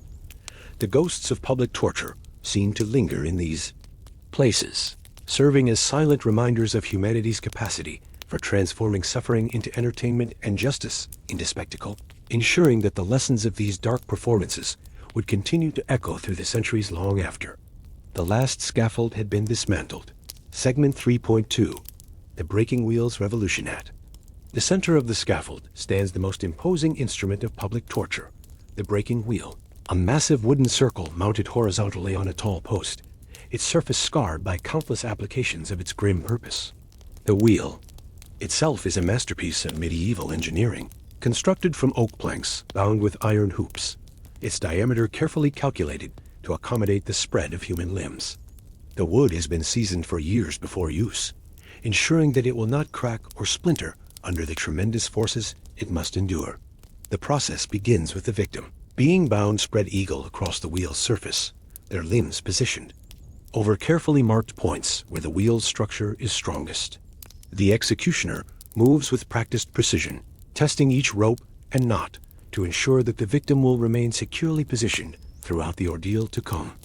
The crowd watches these preparations with rapt attention, understanding that they are witnessing the opening movements of a drama that will unfold over the course of hours. The executioner's primary tool is a heavy iron bar, forged specifically for this purpose and weighted to deliver devastating blows with minimal effort from the wielder. The bar's surface is polished smooth, not from any aesthetic consideration, but because rough metal would catch and tear flesh rather than delivering the clean, bone-shattering impacts that the wheel requires. The executioner holds this instrument with the same reverence that a priest might show toward a sacred relic, understanding that his skill in its use will determine both the effectiveness of the punishment and the crowd's satisfaction with the spectacle. The breaking begins methodically, starting with the victim's extremities and working inward toward the vital organs. Each blow is delivered with calculated force, designed to shatter bone without immediately causing death. The executioner must gauge his strikes with the precision of a master craftsman, understanding exactly how much force is required to break a forearm, how many blows will be needed to crush a shin, when to pause to allow the victim's screams to properly register with the watching crowd. Between each blow, the wheel is turned slightly, rotating the victim's position to provide the executioner with optimal angles for his work. This rotation serves multiple purposes. It ensures that all sections of the crowd can witness the victim's suffering. It prevents any single area of the body from being repeatedly targeted, and it creates a visual rhythm that keeps the audience engaged throughout the lengthy proceedings. The crowd's reaction to each blow becomes part of the performance itself. Their gasps of shock at the first impacts give way to cheers of approval as the proceedings continue, their bloodlust increasing with each demonstration of the executioner's skill. Vendors move through the crowd selling food and drink, treating the execution as they would any other public festival. Children learn the proper responses by watching their elders, absorbing lessons about justice and authority that will shape their understanding of the world for the rest of their lives. The victim's transformation under the wheel's ministrations is both physical and psychological. As their limbs are systematically shattered, their body becomes a grotesque parody of human form, yet they remain conscious and aware throughout much of the ordeal. The wheel's design ensures that vital organs are protected until the final stages, prolonging the victim's suffering for the entertainment and edification of the crowd.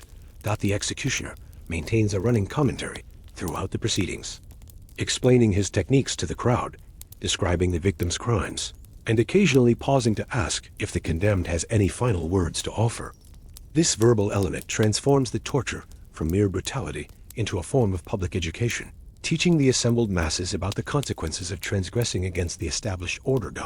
As the breaking wheel completes its work, the victim's body is left twisted and broken, yet still clinging to life. The final act of the drama involves weaving the shattered limbs through the wheel's spokes, creating a gruesome display that will remain visible for days as a reminder of the price of defying authority. The crowd begins to disperse, satisfied that justice has been served and order has been maintained through the visible demonstration of power over life and death. The aftermath of the breaking wheel's work extended far beyond the immediate spectacle, creating ripples that would flow through the community for months to come. The broken body, woven through the wheel's spokes in a macabre display of judicial artistry, became a landmark of sorts, a reference point that merchants would use when giving directions a cautionary tale that mothers would invoke when disciplining wayward children, and a pilgrimage site for those seeking to understand the full extent of earthly justice. The executioner's role transformed in the hours following the breaking. No longer the skilled craftsman wielding his iron bar with deadly precision, he became something approaching a celebrity within the community. Tavern keepers would offer him free drinks, hoping to encourage him to share stories of his work. Young apprentices from various trades would seek him out, drawn by morbid curiosity about the technical aspects of his profession. The executioner understood that his temporary elevation in social status was as fragile as the bones he had just shattered, and he would make the most of these brief moments of recognition before returning to his usual position on society's margins. Wheel itself, now adorned with its gruesome trophy, became a focal point for the community's collective psychology. Different groups would approach it with varying intentions. Some came to gawk, others to pray, and still others to learn. The local clergy would use the display as a teaching tool, explaining how earthly justice reflected divine judgment and how the victims suffering in this world might serve to reduce their punishment in the next. Physicians would study the precise nature of the injuries, gaining knowledge about human anatomy that would prove valuable in their treatment of accident victims and wounded soldiers. The economic impact of the breaking wheel execution rippled through the entire community. The crowds that gathered for the spectacle brought money to local merchants, creating a perverse form of economic stimulus built on human suffering. Innkeepers would prepare special accommodations for visitors who had traveled from distant towns to witness the execution. Food vendors would develop specialized offerings for the occasion. Meat pies shaped like wheels, bread twisted to resemble broken bones, and wines named after famous victims of the wheel. The psychological toll on the community was complex and often contradictory. While the immediate aftermath of the execution typically brought a sense of satisfaction and closure, the prolonged display of the broken body created a constant reminder of mortality and the state's power over life and death. Children who had witnessed the breaking would carry the memory with them for the rest of their lives, some becoming more compliant citizens as a result, others developing a deep-seated fear of authority that would influence their every interaction with the established order. The technical knowledge demonstrated by the executioner during the breaking wheels operation became a form of specialized expertise that was both valued and feared. Other communities would sometimes request his services for their own executions, creating a circuit of professional torturers who would travel from town to town, sharing techniques and refining their methods.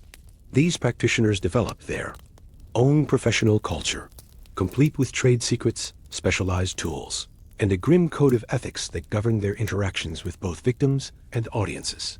The documentation of breaking wheel executions created a literary genre of sorts, with court scribes and chroniclers developing standardized formats for recording the proceedings. These accounts would be preserved in official records, copied and distributed to other jurisdictions, and sometimes incorporated into legal treatises that would influence judicial practices for generations.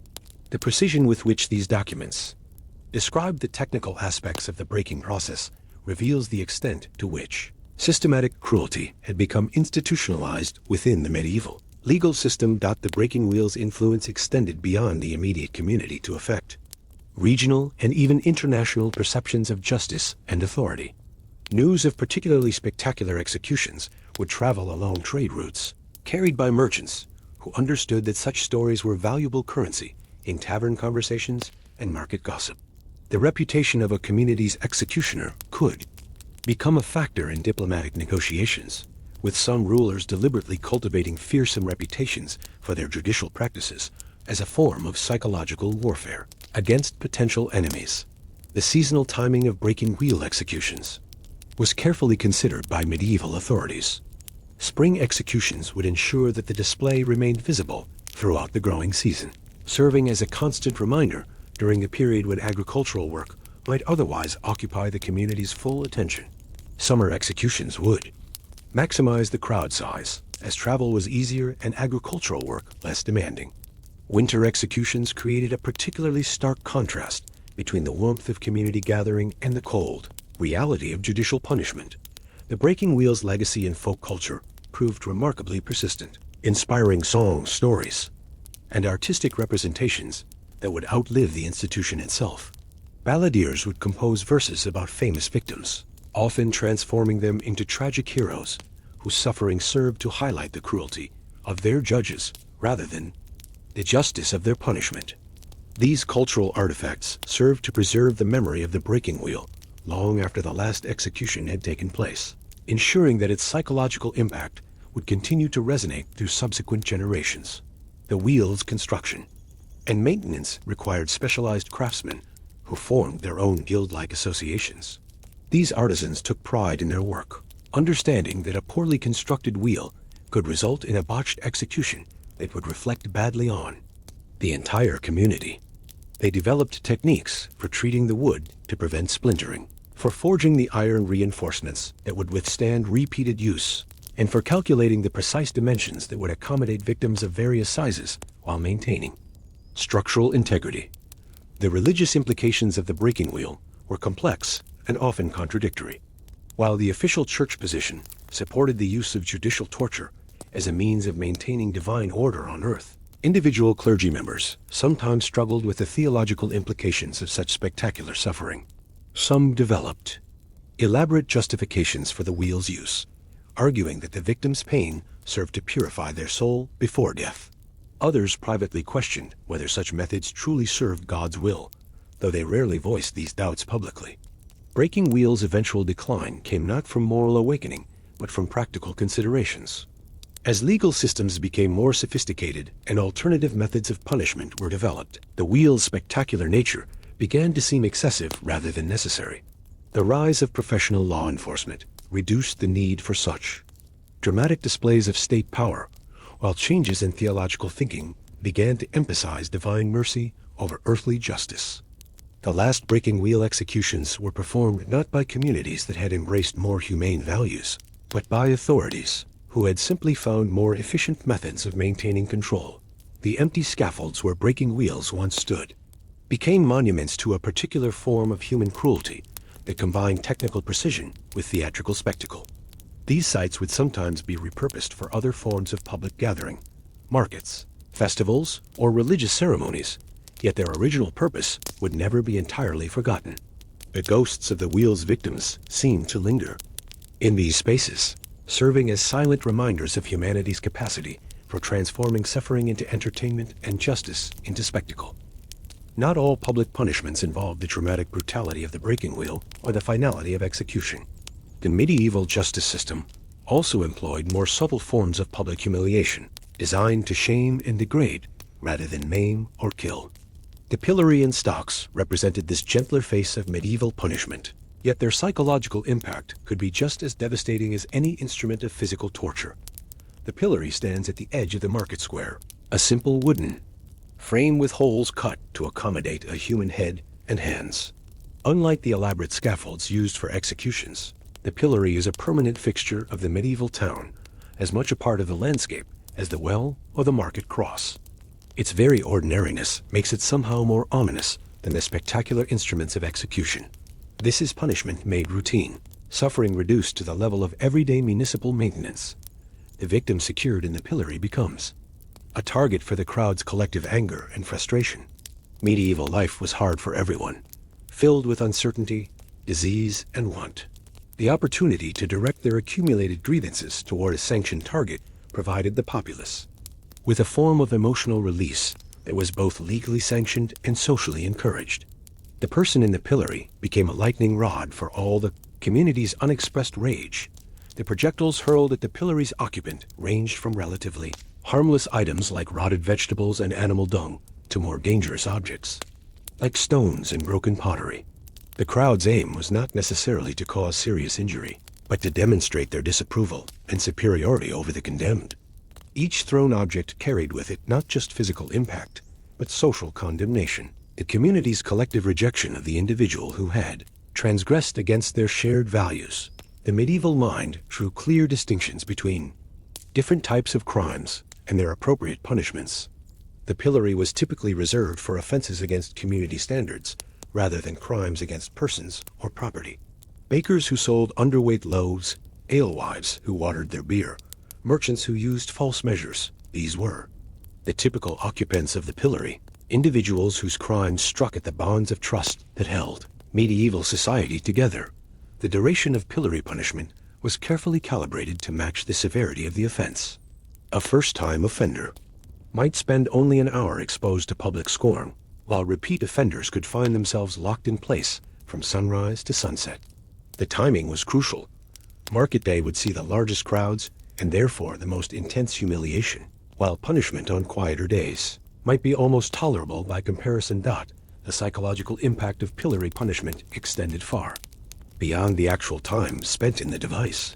The victim would have to continue living in the same community that had witnessed their humiliation, facing the same neighbors who had jeered and thrown refuse at them. Every subsequent interaction would be colored by the memory of that public degradation, creating a form of owing social punishment that could last for years. The pillory also served as a form of community theater, allowing the crowd to participate actively in the administration of justice. Unlike the more formal spectacles of execution, where the audience was largely passive, the pillory invited direct participation. This democratization of punishment helped to reinforce social bonds among the law-abiding citizens, creating a sense of shared purpose and collective identity through the ritualized exclusion of the transgressor. The victim's family members often suffered alongside the primary target of punishment. Children would be taunted about their parents' disgrace. Spouses would face whispered accusations of complicity, and the entire household would bear the stigma of association with the condemned. This extension of punishment beyond the individual offender served to strengthen the deterrent effect, as potential criminals were forced to consider not just their own suffering, but the impact their actions would have on those they loved. The market square, after a day of pillory punishment, would bear the physical evidence of the community's collective judgment. The ground around the device stained with the remains of thrown vegetables, the wooden frame itself bearing new scratches and dents from harder projectiles.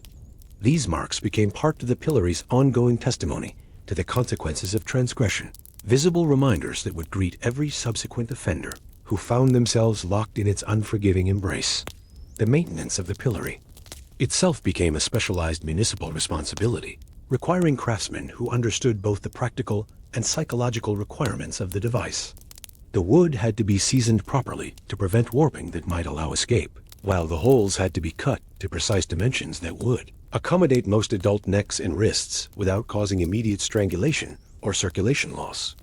The height of the device was calculated to force the victim into an uncomfortable stooped position that would become increasingly painful over time, yet not so low as to prevent the crowd from clearly seeing the condemned person's face. The social dynamics surrounding the pillory created complex hierarchies within the crowd itself. Those closest to the device held positions of honor, their proximity demonstrating their status as upstanding citizens, worthy of the best view of justice being served. Children would compete for these prime positions, understanding instinctively that participation in the community's collective punishment was both privilege and responsibility. Elderly citizens would be granted respectful space near the front, their presence lending moral authority to the proceedings through their accumulated wisdom and experience. The seasonality of pillory punishment created different experiences for both victim and audience.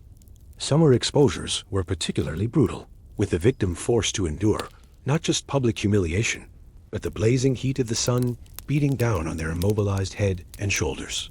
The lack of shade or protection from the elements became part of the punishment itself, with dehydration and sunstroke adding physical suffering to the psychological torment.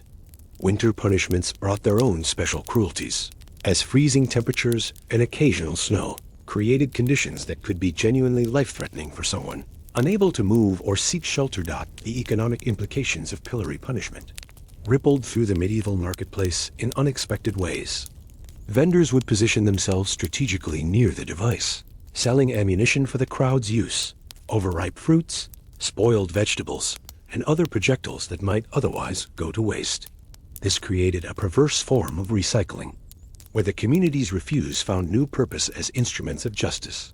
Some enterprising merchants would even import special items for pillory days, bringing particularly rotten or offensive materials from neighboring towns to satisfy the crowd's demand for suitable projectiles. The verbal component of pillory punishment was as important as the physical throwing of objects.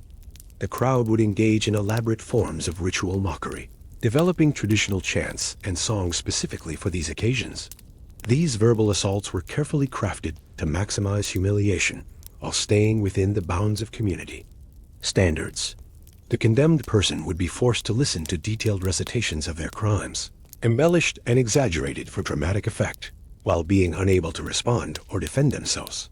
The religious dimensions of pillory punishment were complex and often contradictory. While the church officially supported public humiliation as a form of penance that might lead to spiritual redemption, the reality of the pillory experience often seemed to contradict Christian teachings about forgiveness and mercy. Some clergy members would attempt to minister to those in the pillory, offering prayers and encouragement, while others would join the crowd in expressions of righteous indignation. This tension between Christian charity and community justice created theological debates that would influence church doctrine for generations. The pillory's role in medieval commerce was more significant than might initially appear. By punishing dishonest merchants and tradespeople in such a public and humiliating manner, the device served as a form of quality control for the entire marketplace. Customers could shop with greater confidence, knowing that sellers who cheated their customers would face not just financial penalties, but public disgrace. This created a form of medieval consumer protection that relied on community enforcement rather than governmental regulation. The psychological preparation required for pillory punishment was often more intense than the actual experience. The condemned person would typically spend days or weeks anticipating their public humiliation, imagining the faces of neighbors and acquaintances who would witness their degradation. This period of dread served as its own form of punishment, creating anxiety and shame that could be more devastating than the actual time spent in the device. Some victims would become physically ill from stress before their punishment even began. The documentation of pillory punishments created a detailed record of medieval community standards and values. Court scribes would note not just the nature of the crime and the duration of punishment, but often included observations about the crowd's reaction and the victim's behavior during their ordeal. These records provide modern historians with unique insights into the daily life and moral concerns of medieval communities, revealing what behaviors were considered most threatening to social order and how different communities chose to express their disapproval. The pillory's influence on medieval literature and culture was surprisingly extensive.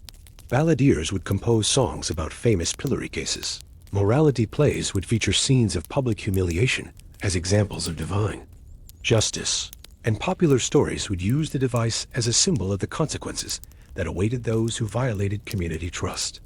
These cultural artifacts helped to spread knowledge of proper behavior beyond the immediate community where the punishment occurred, creating shared standards of conduct across broader regions. The training of officials responsible for pillory punishment required understanding not just the mechanical aspects of securing victims in the device, but the social and psychological dynamics of crowd control. These officials had to know when to encourage the crowd's participation and when to restrain it, how to maintain order while allowing for the cathartic release that the punishment was intended to provide. The most skilled officials could read the mood of the crowd and adjust the proceedings accordingly, ensuring that justice was served without allowing the situation to spiral into dangerous chaos. The aftermath of pillory punishment often proved more challenging for the victim than the actual experience itself. Reintegration into community life required a complex process of demonstrating repentance and rebuilding trust with neighbors and business partners.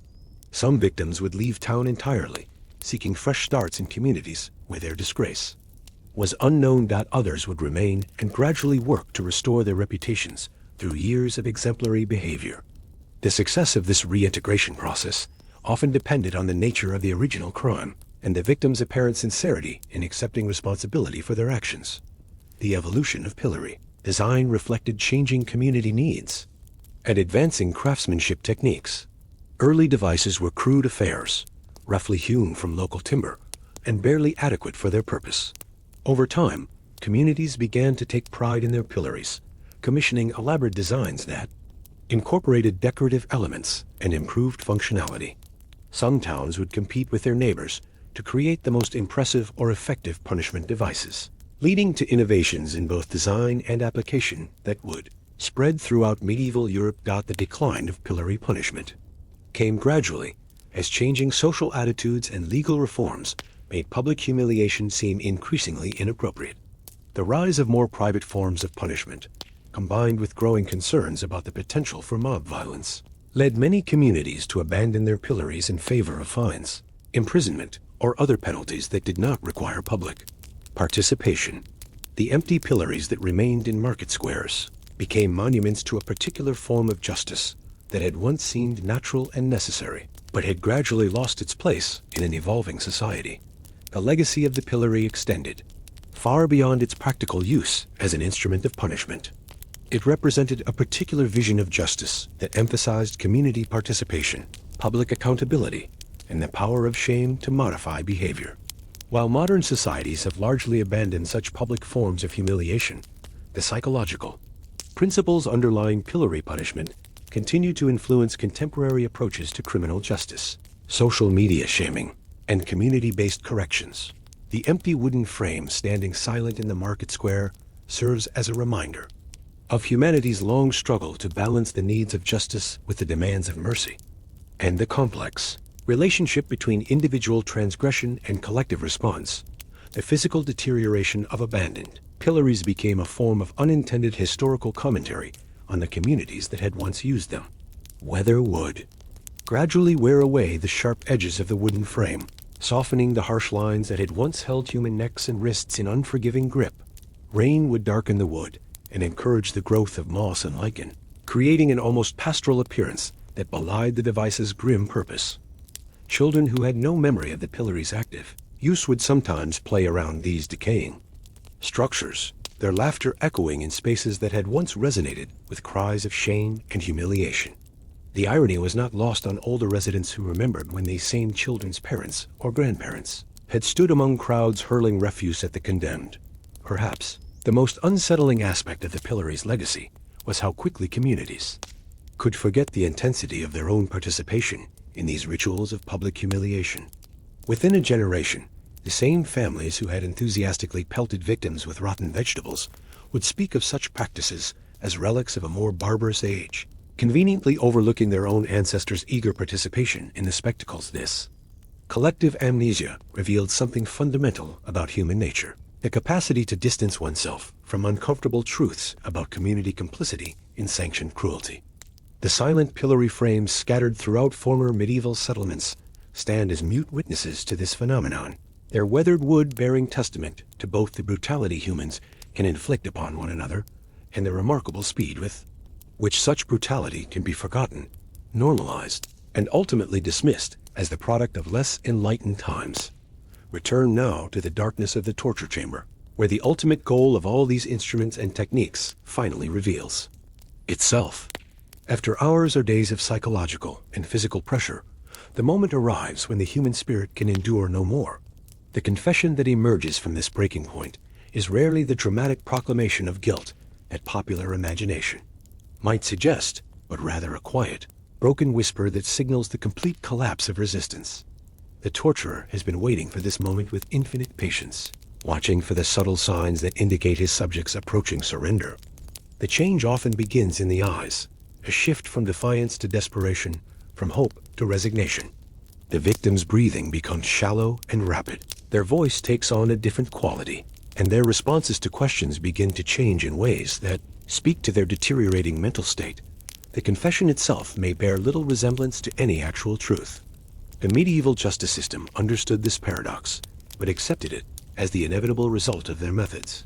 The goal was not necessarily to uncover facts, but to obtain a statement that would satisfy the legal requirements for conviction and punishment. The torturer would often guide the confession with leading questions, ensuring that the victim's admissions followed the appropriate form and included the necessary details. The process of extracting confession required considerable skill on the torturer's part. He had to maintain his subject at the precise point where pain and fear had broken their resistance without pushing them beyond the ability to speak coherently. Too little pressure, and the victim might maintain their silence. Too much, and they might become incoherent or lose consciousness entirely. The torturer walked a narrow line between these extremes, adjusting his techniques moment by moment in response to his subject's condition. The psychological dynamic between torturer and Victim often took on an almost intimate quality during these final moments. The torturer would speak gently, encouragingly, positioning himself as the victim's only ally in a hostile world. He would offer comfort and understanding, suggesting that confession would bring relief and redemption. This false intimacy was perhaps the most insidious aspect of medieval torture, the way it transformed the source of suffering into an apparent source of salvation. The content of the confessions obtained through torture reveals much about medieval society's fears and obsessions. Accusations of witchcraft, heresy, and conspiracy against the established order dominate the records, suggesting that the torture chamber served as much to reinforce social orthodoxy as to uncover actual crimes. The victim's confession became a public affirmation of the community's values and beliefs, extracted through suffering and validated by pain. The moment of confession often brought immediate physical relief as restraints were loosened and instruments set aside. But this relief was temporary and illusory. The confession sealed the victim's fate as surely as any physical evidence might have done. The chamber that had been a place of question and uncertainty became a place of certainty and doom, where the victim's own words condemned them to whatever punishment the law decreed. The torturer's work was not complete with the initial confession. He would continue questioning to ensure that the admission was complete and consistent, that it addressed all the charges that had been brought. Any inconsistencies or omissions would result in a resumption of the torture, creating a cycle where the victim's own words became another instrument of their suffering. The confession had to be perfect, complete, and convincing. Anything less would mean a return to the rack or the chair, or the pear. The confession, once extracted, took on a life of its own within the medieval legal system. What had been forced from unwilling lips through the application of agony became, in the eyes of the law, a voluntary admission of guilt that carried the full weight of sworn testimony. The transformation was remarkable in its completeness. Words torn from a broken spirit became the foundation for legal proceedings that would determine the victim's ultimate fate. The scribes who recorded these confessions worked with practiced efficiency, their quills scratching across parchment as they translated the victim's halting words into formal legal language. The raw terror and desperation that had marked the actual confession would disappear from the written record, replaced by clear, coherent statements that bore little resemblance to the circumstances of their extraction. The document that emerged from this process would show no trace of the rack's embrace, or the pear's expansion, or the chair's heated spikes. The medieval mind had developed sophisticated justifications for accepting confessions obtained through torture. Theologians argued that pain purified the soul, making it impossible for the tortured to lie. Legal scholars maintained that the threat of eternal damnation would prevent false confession, reasoning that no rational person would compound their earthly suffering by adding the risk of divine punishment. These intellectual frameworks allowed the system to function while maintaining the fiction that justice was being served. The victim, having confessed, would often experience a complex mixture of relief and despair. The immediate cessation of physical suffering brought undeniable comfort, yet the knowledge that their own words had sealed their fate created a new form of anguish. Many would attempt to recant their confessions once removed from the torture chamber, only to discover that medieval law viewed such recantations as evidence of the devil's continued influence over their souls. The confession served purposes beyond the immediate legal case. It became a tool for identifying accomplices and co-conspirators, as the torturer would press for names and details that could lead to further arrests. The original victim's suffering thus became the seed for a harvest of additional investigations, each one potentially leading back to the same dark chamber where the cycle would begin anew. The public reading of confessions during trial proceedings served to validate the entire system of justice in the eyes of the community. The crowd that gathered to hear these admissions rarely questioned the circumstances of their extraction, accepting them as proof that the accused had finally been forced to confront the truth of their crimes. The confession became a form of public theater, with the original victim now cast in the role of star witness against themselves.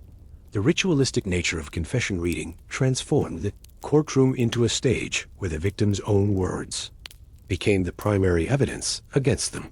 The judge would intone each carefully transcribed phrase with gravity, lending ceremonial weight to statements that had been extracted through systematic brutalization. The audience, unaware of the transformation these words had undergone, witnessed what appeared to be a clear admission of guilt, delivered with the authority of legal documentation. The psychological aftermath of forced confession created a peculiar form of internalized guilt that could persist long after the physical wounds had healed. Victims often found themselves haunted, not only by the memory of their suffering, but by the words they had spoken under duress. The human mind, in its attempt to maintain some sense of coherence, would sometimes begin to accept elements of the forced confession as truth, creating a fragmented identity where the victim could no longer distinguish between what they had actually done and what they had claimed under torture. The confession's journey from the torture chamber to the legal archive illustrates the medieval system's remarkable capacity for institutional amnesia. Once properly recorded and filed, the document would be treated by future legal scholars as reliable historical evidence, its origins forgotten or deliberately obscured. Centuries later, historians would cite these confessions as primary sources for understanding medieval crime and society, unknowingly perpetuating the very fabrications that torture had originally produced. The technical aspects of confession. Extraction revealed the systematic nature of medieval torture. Torturers developed specialized questioning techniques designed to elicit specific types of admissions. They learned to pace their interrogations, alternating between periods of intense pain and moments of relative relief when the victim might be more likely to speak.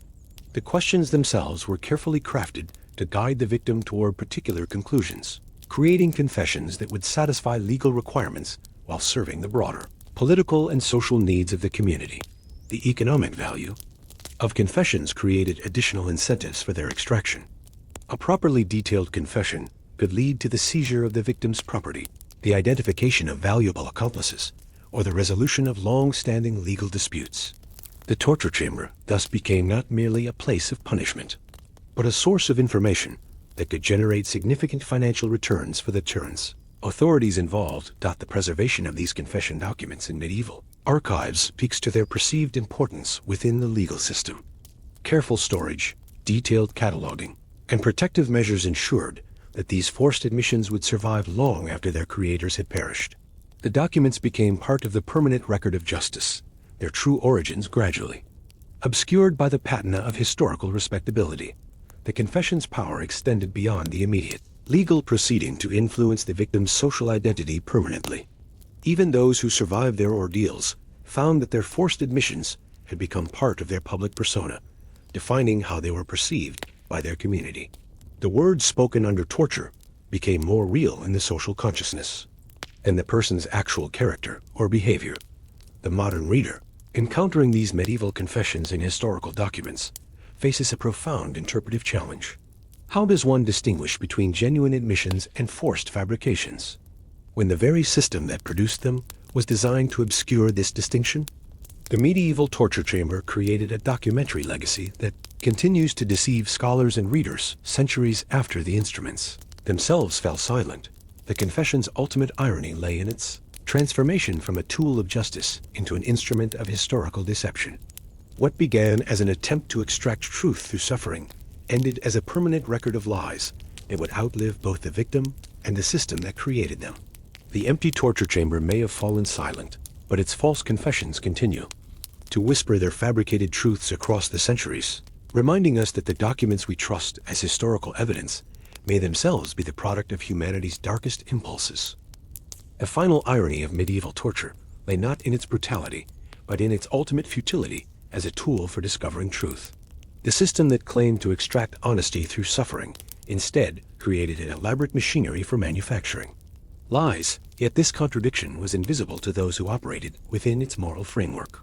The torturer, the judge, the scribe, and the crowd all participated in a collective delusion that transformed fabricated confessions into legal reality. Medieval concept of truth was fundamentally different from our modern understanding, where we might seek objective facts and verifiable evidence. The medieval mind was more concerned with moral and spiritual truths that transcended mere physical reality. A confession extracted through torture might be factually false, but if it served to reinforce proper social hierarchies and religious orthodoxy, it was considered spiritually true. The torture chamber became a place where reality was bent to serve ideology, where human suffering was transformed into social order. Victims who survived their ordeals carried the weight of their false confessions for the remainder of their lives. Even if they escaped execution, they bore the stigma of their admitted crimes, regardless of whether those crimes had any basis in reality. The confession became part of their permanent identity, a scarlet letter written in their own hand under duress. Their families and descendants would inherit this shame, creating cycles of social exclusion that could persist for generations. The torturers themselves occupied a unique position within medieval society, simultaneously essential and reviled. They performed a function that everyone acknowledged as necessary, yet no one wanted to associate with personally. They developed their own professional culture, passing techniques and knowledge from master to apprentice, creating guilds and traditions that treated the infliction of suffering as a skilled craft. Their expertise was valued and well compensated, yet they remained forever on the margins of respectable society. The instruments of torture outlasted the system they created, them surviving in museums and collections as mute testimony to humanity's capacity for systematic cruelty.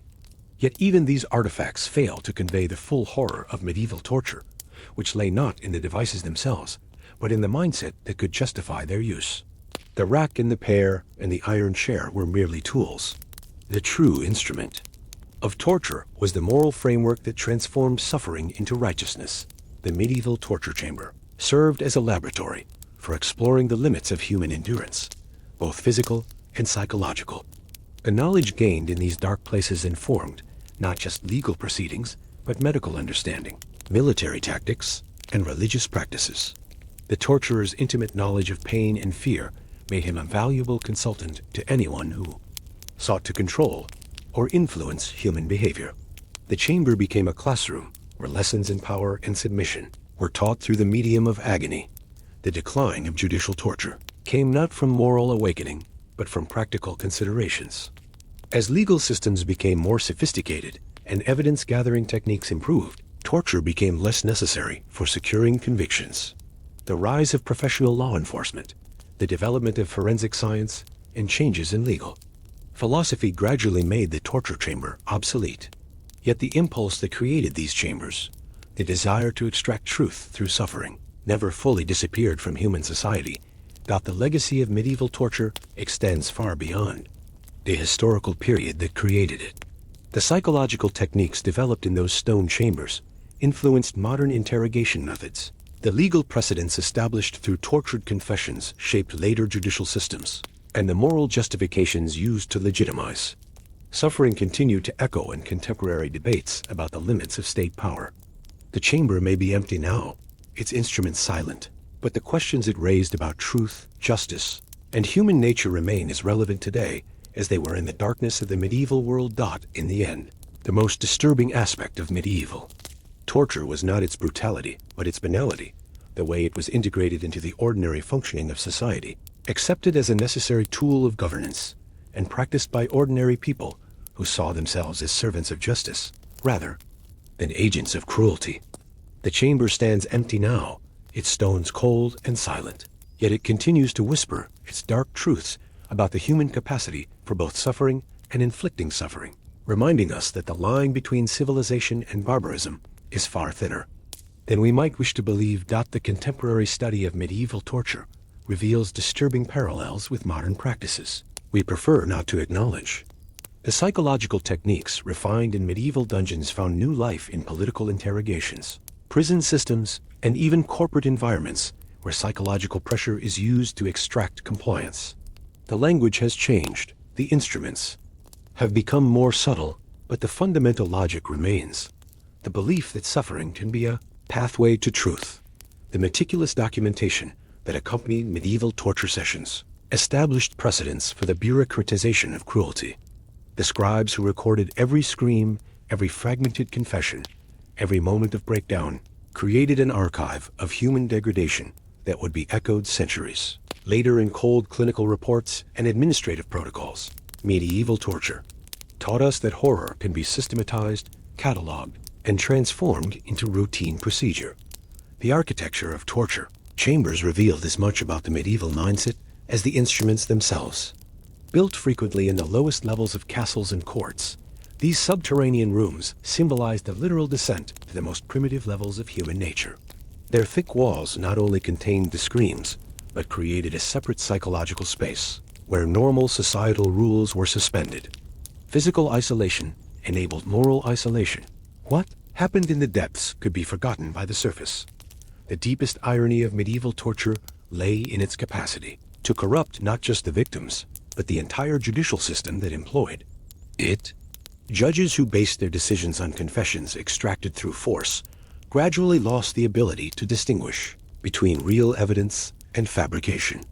The medieval legal system, by depending on torture, created a legal culture fundamentally divorced from reality, where procedural truth replaced factual truth. The end of official judicial torture did not eliminate its ghost. It migrated to the shadows, to undeclared conflicts, to spaces where the state could deny its existence. The medieval torture chamber, with its brutal honesty about its intentions, gave way to more refined and deniable methods. Paradoxically, medieval torture, for all its cruelty, possessed a transparency that its modern successors deliberately avoid. Perhaps the darkest lesson of medieval torture is its demonstration that organized cruelty requires no monsters, only ordinary people operating within structures that normalize the exceptional. The empty chambers we visit today in museums and castles are not merely monuments to a barbaric past, but mirrors reflecting human capacities that remain dangerously present. They remind us that civilization is a fragile achievement, constantly threatened by the temptation to use suffering as a tool of control. The true inheritance of medieval torture lies not in its rusted instruments or obsolete techniques, but in the fundamental question it poses: how far can a society go in the name of order, truth, or justice? The medieval torture chamber confronts us with the uncomfortable fact that this question remains without definitive answer, echoing through the centuries as a warning about the eternal dangers of unchecked power and unquestioned moral certainty.